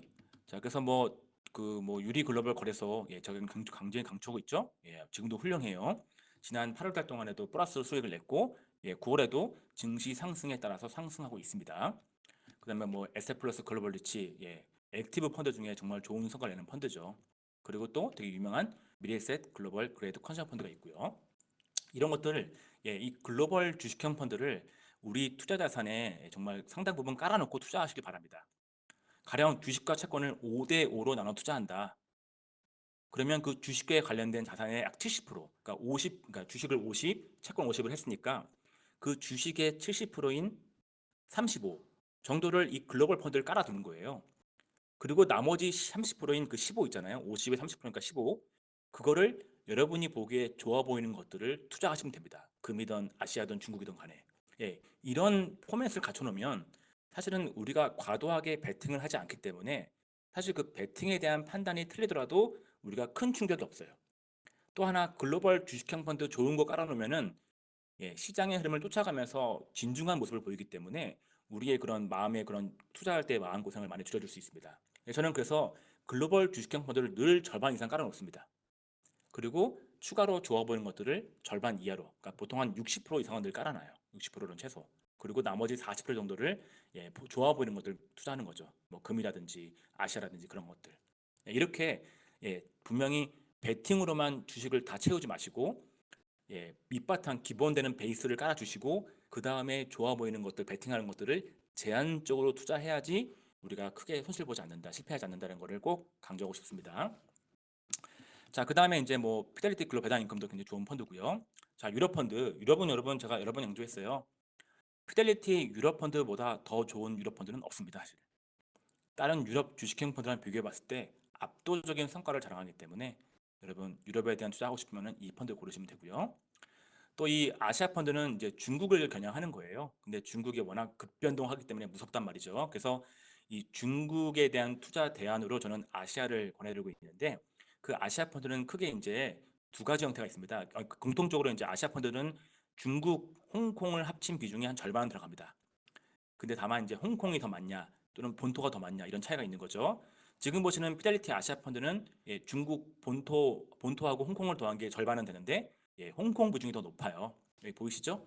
홍콩 비중이, 예, 좀 더 높습니다. 예, 높죠. 중국 본토는 좀 작죠. 그래서 홍콩이 좋을 때 좋은 펀드예요. 근데 지금 미중 무역 갈등이 완화된다면 사실은 본토 증시가 별로 크게 하락하지 않았기 때문에 가장 크게 하락한 곳이 어디입니까? 홍콩이에요. 그래서 이 미중 무역 갈등 완화는 홍콩 증시의 반등을 좀 만들 거고, 그래서 이 피델리티의 아시아 펀드가 좀 더 미중 무역 갈등 완화에 따른 그런 수혜를, 예, 볼 가능성이 높다고 생각합니다. 자, 그 다음에 보실 아시아 주식형 펀드는 바로 미래에셋 아시아 퍼시픽 소비상장 펀드인데, 이 펀드도 역시 아시아 펀드니까 당연히 중국하고 비중이 한 절반 돼요. 근데 중요한 건 뭐예요? 중국 본토 비중이 압도적으로 높아요. 그래서 이거는 중국 본토의 영향이 많다고 이해하시면 됩니다. 그래서 최근의 성과도 뭐 그렇게 큰 약세가 아니었어요. 자, 그래서 이런 중국에 대한 대체물로 제가 아시아 펀드를 권해드리고 있습니다. 자, 그다음에 국내 펀드를 제가 세 가지 올렸어요. 그 세 가지 중에 저의 탑픽은 바로 마이다스 책임투자 주식형 펀드예요. 이 펀드는 기본적으로 누적 성과가 훌륭합니다. 예, 기본적으로 누적 성과가 매우 훌륭하고요. 3년 수익률 18.4%, 코스피는 3.53인데 마이너스. 누적 수익률도 훌륭한데 제가 더 집중한 건 뭐냐면 여기 2017년과 2016년, 네, 바로 증시가 저점 찍고 반등할 때 이 장기 성과가 훌륭하면서 상승장에서 되게 수익을 잘 냈던 펀드를 좀 찾은 거예요. 그런 펀드가 몇 개 있었는데 그 중에서 가장 많은 금융기관에 런칭되어 있는 펀드가 바로 이 마이다스 책임투자 펀드입니다. 예, 이 펀드 내용을 까보니까, 예, 역시 경기 민감 업종이 좀 많더라고요. 역시 이거 권해드리고요. 근데 이거를 못 고른다, 없는 금융권이 있습니다. 못 고르면은 여기 보시는 KB 액티브 배당 또는 베어링 고배당 이런 것들도 굉장히 좋은 펀드입니다. 예, 장기 성과 훌륭하고요. 뭐 상승장에서도, 예, 시장 못지않게 성과를 내고 있습니다. 이런 것들 선택하시면 됩니다. 자, 그 다음에 이제 달러 약세 쪽에서 이제 금하고 금에 관련된 펀드 뭐 여러 번 설명했으니까요. 자, 그 중에서 여러분한테 지금 관심 가질 만한 펀드가 바로 이 블랙락 월드 광업주 주식형 펀드입니다. 성과가 썩 좋진 않죠. 예, 8월 들어서 특히 안 좋았어요. 예, 8월 들어서 특히 안 좋았고요. 그런데 이 블랙락 월드 강업주 주식형 펀드는 산업용 금속 가격을 쫓아가고요. 산업용 금속 가격은 당연히 구리가 많습니다. 근데 구리가 어떤 특징이 있죠? 예, 미중 무역 갈등이 완화된다면 네, 이 구리가 좀 반등하면서 예, 뭔가 더 그 구리가 반등할 가능성이 크단 말이에요. 그럼 결국 산업용 금속 가격 지수도 반등할 것이고 예, 그러면 그걸 쫓아 투자하는 블랙락 월드 강업주 주식형 펀드도 좋아지겠죠. 예, 저는 그래서 이 블랙락 월드 강업주 주식형 펀드는 역시 마찬가지 코스피랑 마찬가지로 상승 관점으로 예, 지금 당장 왕창 투자하지 말고 세 번 나눠 사는 거죠. 지금 사고 또 가격이 좀 어느 정도 올라가면 또 사고 예, 이렇게 상승 관점으로 분할 매수하시면 제가 볼 땐 올해 말 이후에 미중 무역 갈등 완화만 발생한다 그러면 굉장히 크게 올라갈 펀드라고 생각합니다. 예, 그래서 지금도 우리가 좀 관심 가지면 좋을 것 같아요. 다시 말해서 미중 무역 갈등이 완화될 것 같다. 예, 그러면 예, 첫 번째로 중국 그리고 한국 그다음에 이런 원자재 중에서는 구리 예, 이런 것들이 좋아 보이는 거죠. 자, 그다음에 이제 뭐 여기 채권형 펀드들은 다 이제 기본적으로 뭐 큰 문제 없이 잘 나오고 있는데 여러분 최근에 그 이 하나 UBS 핑코 펀드가 좀 성과가 좀 안 좋잖아요. 그래서 지금 질문도 좀 많으시고 예, 워낙 뭐 저뿐만 아니라 많은 금융계에서 광고를 많이 하고 홍보를 많이 했기 때문에 그만 기대치가 높잖아요. 근데 성과가 좀 안 좋아서 마음이 좀 고민이 많으실 텐데 다행히 잠깐만요. 다행히 오늘 아침에도 보여드렸지만은 예, 지금 하나 UBS 핑코 펀드의 모습이 잠깐만요. 이게 아니고 예, 이건가? 잠시만요. 제가 그러니까 하나 UBS 핑코 펀드의 그 성과가 최근에 좀 좋아졌잖아요. 이게 아니네. 네, 제가 잘못 들었나 보네.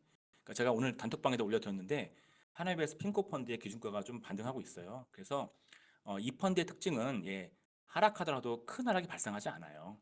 그거를 잘 방어하는 역할을 하기 때문에 사실은 해외 채권은 대부분 경기가 좋을 때 좋아지고 증시가 상승할 때 가격이 상승합니다. 그 말은 뭐냐면 경기가 꺾이고 증시가 하락할 때 그 채권형 펀드의 가격이 하락한다는 얘기예요. 사실 채권형 펀드에 대한 기대값이 있잖아요. 안전자산. 근데 이 해외 채권을 우리가 함부로 투자할 수 없는 이유가 바로 그거죠. 증시가 하락할 때 다시 말해 채권의 가격이 상승하기를 기대하는 상황에서 같이 가격이 하락할 가능성이 있기 때문에 우리가 해외 채권을 맘 놓고 편하게 투자할 수가 없는 겁니다. 근데 여기 있는 하나 UBS 핌코 글로벌 인컴 펀드는 그 방어 효과가 매우 높은 펀드예요. 네, 그래서 저는 그런 것들을 우리가 좀 늘 가지고 있는 좋은 펀드다 볼 수 있는 거죠. 그 잠깐 뭐 최근 성과가 부진하지만 중요한 건 애들은 뭔가 위험을 잘 방어할 효과가 크다라는 말씀을 드리고 싶고 그 다음에 이제 뭐 여기 또 있는 뭐 신한 BNP H2 펀드 있지 않습니까? 넘어갔나요? 네, 신한 BNP H2 펀드는 뭐 여전히 되게 잘하고 있어요. 근데 안타깝게도 환해지 클래스가 지금 판매가 안 돼가지고 좀 들어갈 수가 없는데 예, 이 펀드 같은 경우도 저는 우리가 머스트헤브 펀드 하나의 스핀코 펀드하고 이 신한 BNP H2 펀드는 예, 우리가 두 개 나눠 이 두 펀드를 같이 갖고 있으면은 예, 우리가 정말 이런 그런 큰 증시 변동과 금리 변동에 상관없이 예, 좋은 성과를 만들 수 있는 예, 그런 펀드라고 생각합니다. 자, 그래서 이제 기본적으로 뭐 저기 큰 문제는 없어요. 예, 우리 하반기 추천 펀드 올려드린 거 지금 성과 뭐 큰 문제 없고 다만 최근에 금리가 좀 상승하면서 예, 약간의 좀 변동이 있다는 거 좀 이해하시면 되고 그러면서 뭐 금하고 은 관련된 것들 좀 출렁거리고 있고 예, 그러나 그것들이 지금 뭐 추세적으로 꺾이는 환경이 아니라 볼 수 있고 또 그렇다고 금리가 추세적으로 상승하기는 아직은 어렵다는 거죠. 예, 그러나 이제 분명히 좀 바닥에 대한 기운은 좀 보인 것 같아요.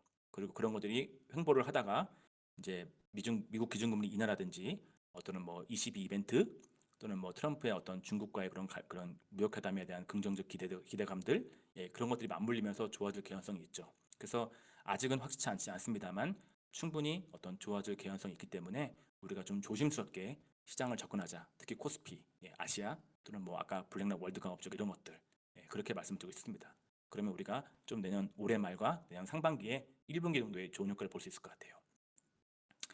자, 오늘 이, 이 웹세미나 제가 처음 해봤어요. 그래서 좀 저도 좀 서툰 것도 있었고요. 그리고 여러분도 좀 이렇게 낯선 환경에 들으신다고 고생 많이 했습니다. 자, 오늘 충분히 설명 다 마쳤고요. 예, 예정된 시간이 됐기 때문에 이제 마칠게요. 혹시 궁금한 내용 있거나 질문 있으시면은 여기서 이제 오늘 이 과정을 좀 마쳐야 되니까 단톡방에서 저한테 질문을 주시면 예, 제가 그런 질문을 좀 받도록 하겠습니다. 예, 궁금하신 내용은 단톡방에 질문 올리시면 제가 주말 동안에 예, 답변 드리도록 하겠습니다. 자, 수고하셨습니다. 이제 이 방에서 나가주세요. 고생하셨습니다. 즐거운 금요일 되시고, 예, 푹 쉬시기 바랍니다.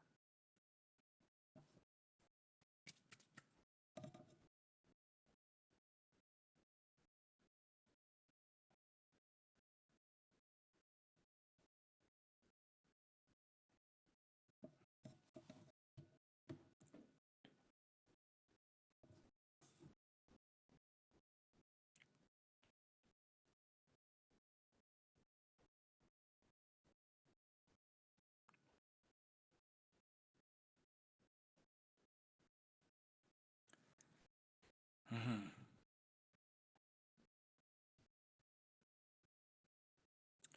네, 고맙습니다. 네, 아무튼 뭐, 예, 여러분도 고맙습니다. 수고 많으셨어요.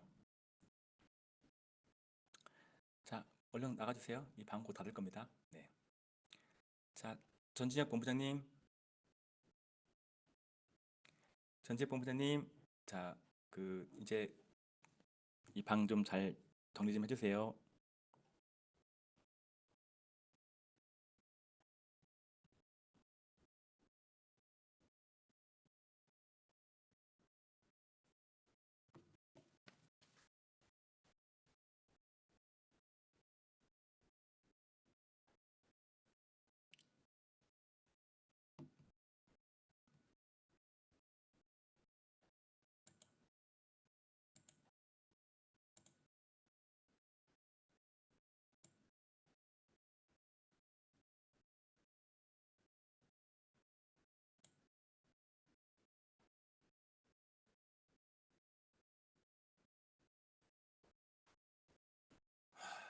네,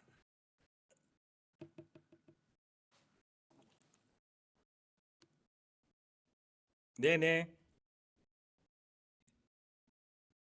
네, 다 됐습니다. 아, 아닙니다. 예, 예, 예, 고맙습니다. 네, 네, 고맙습니다. 안녕히 계세요. 예, 고맙습니다. 네.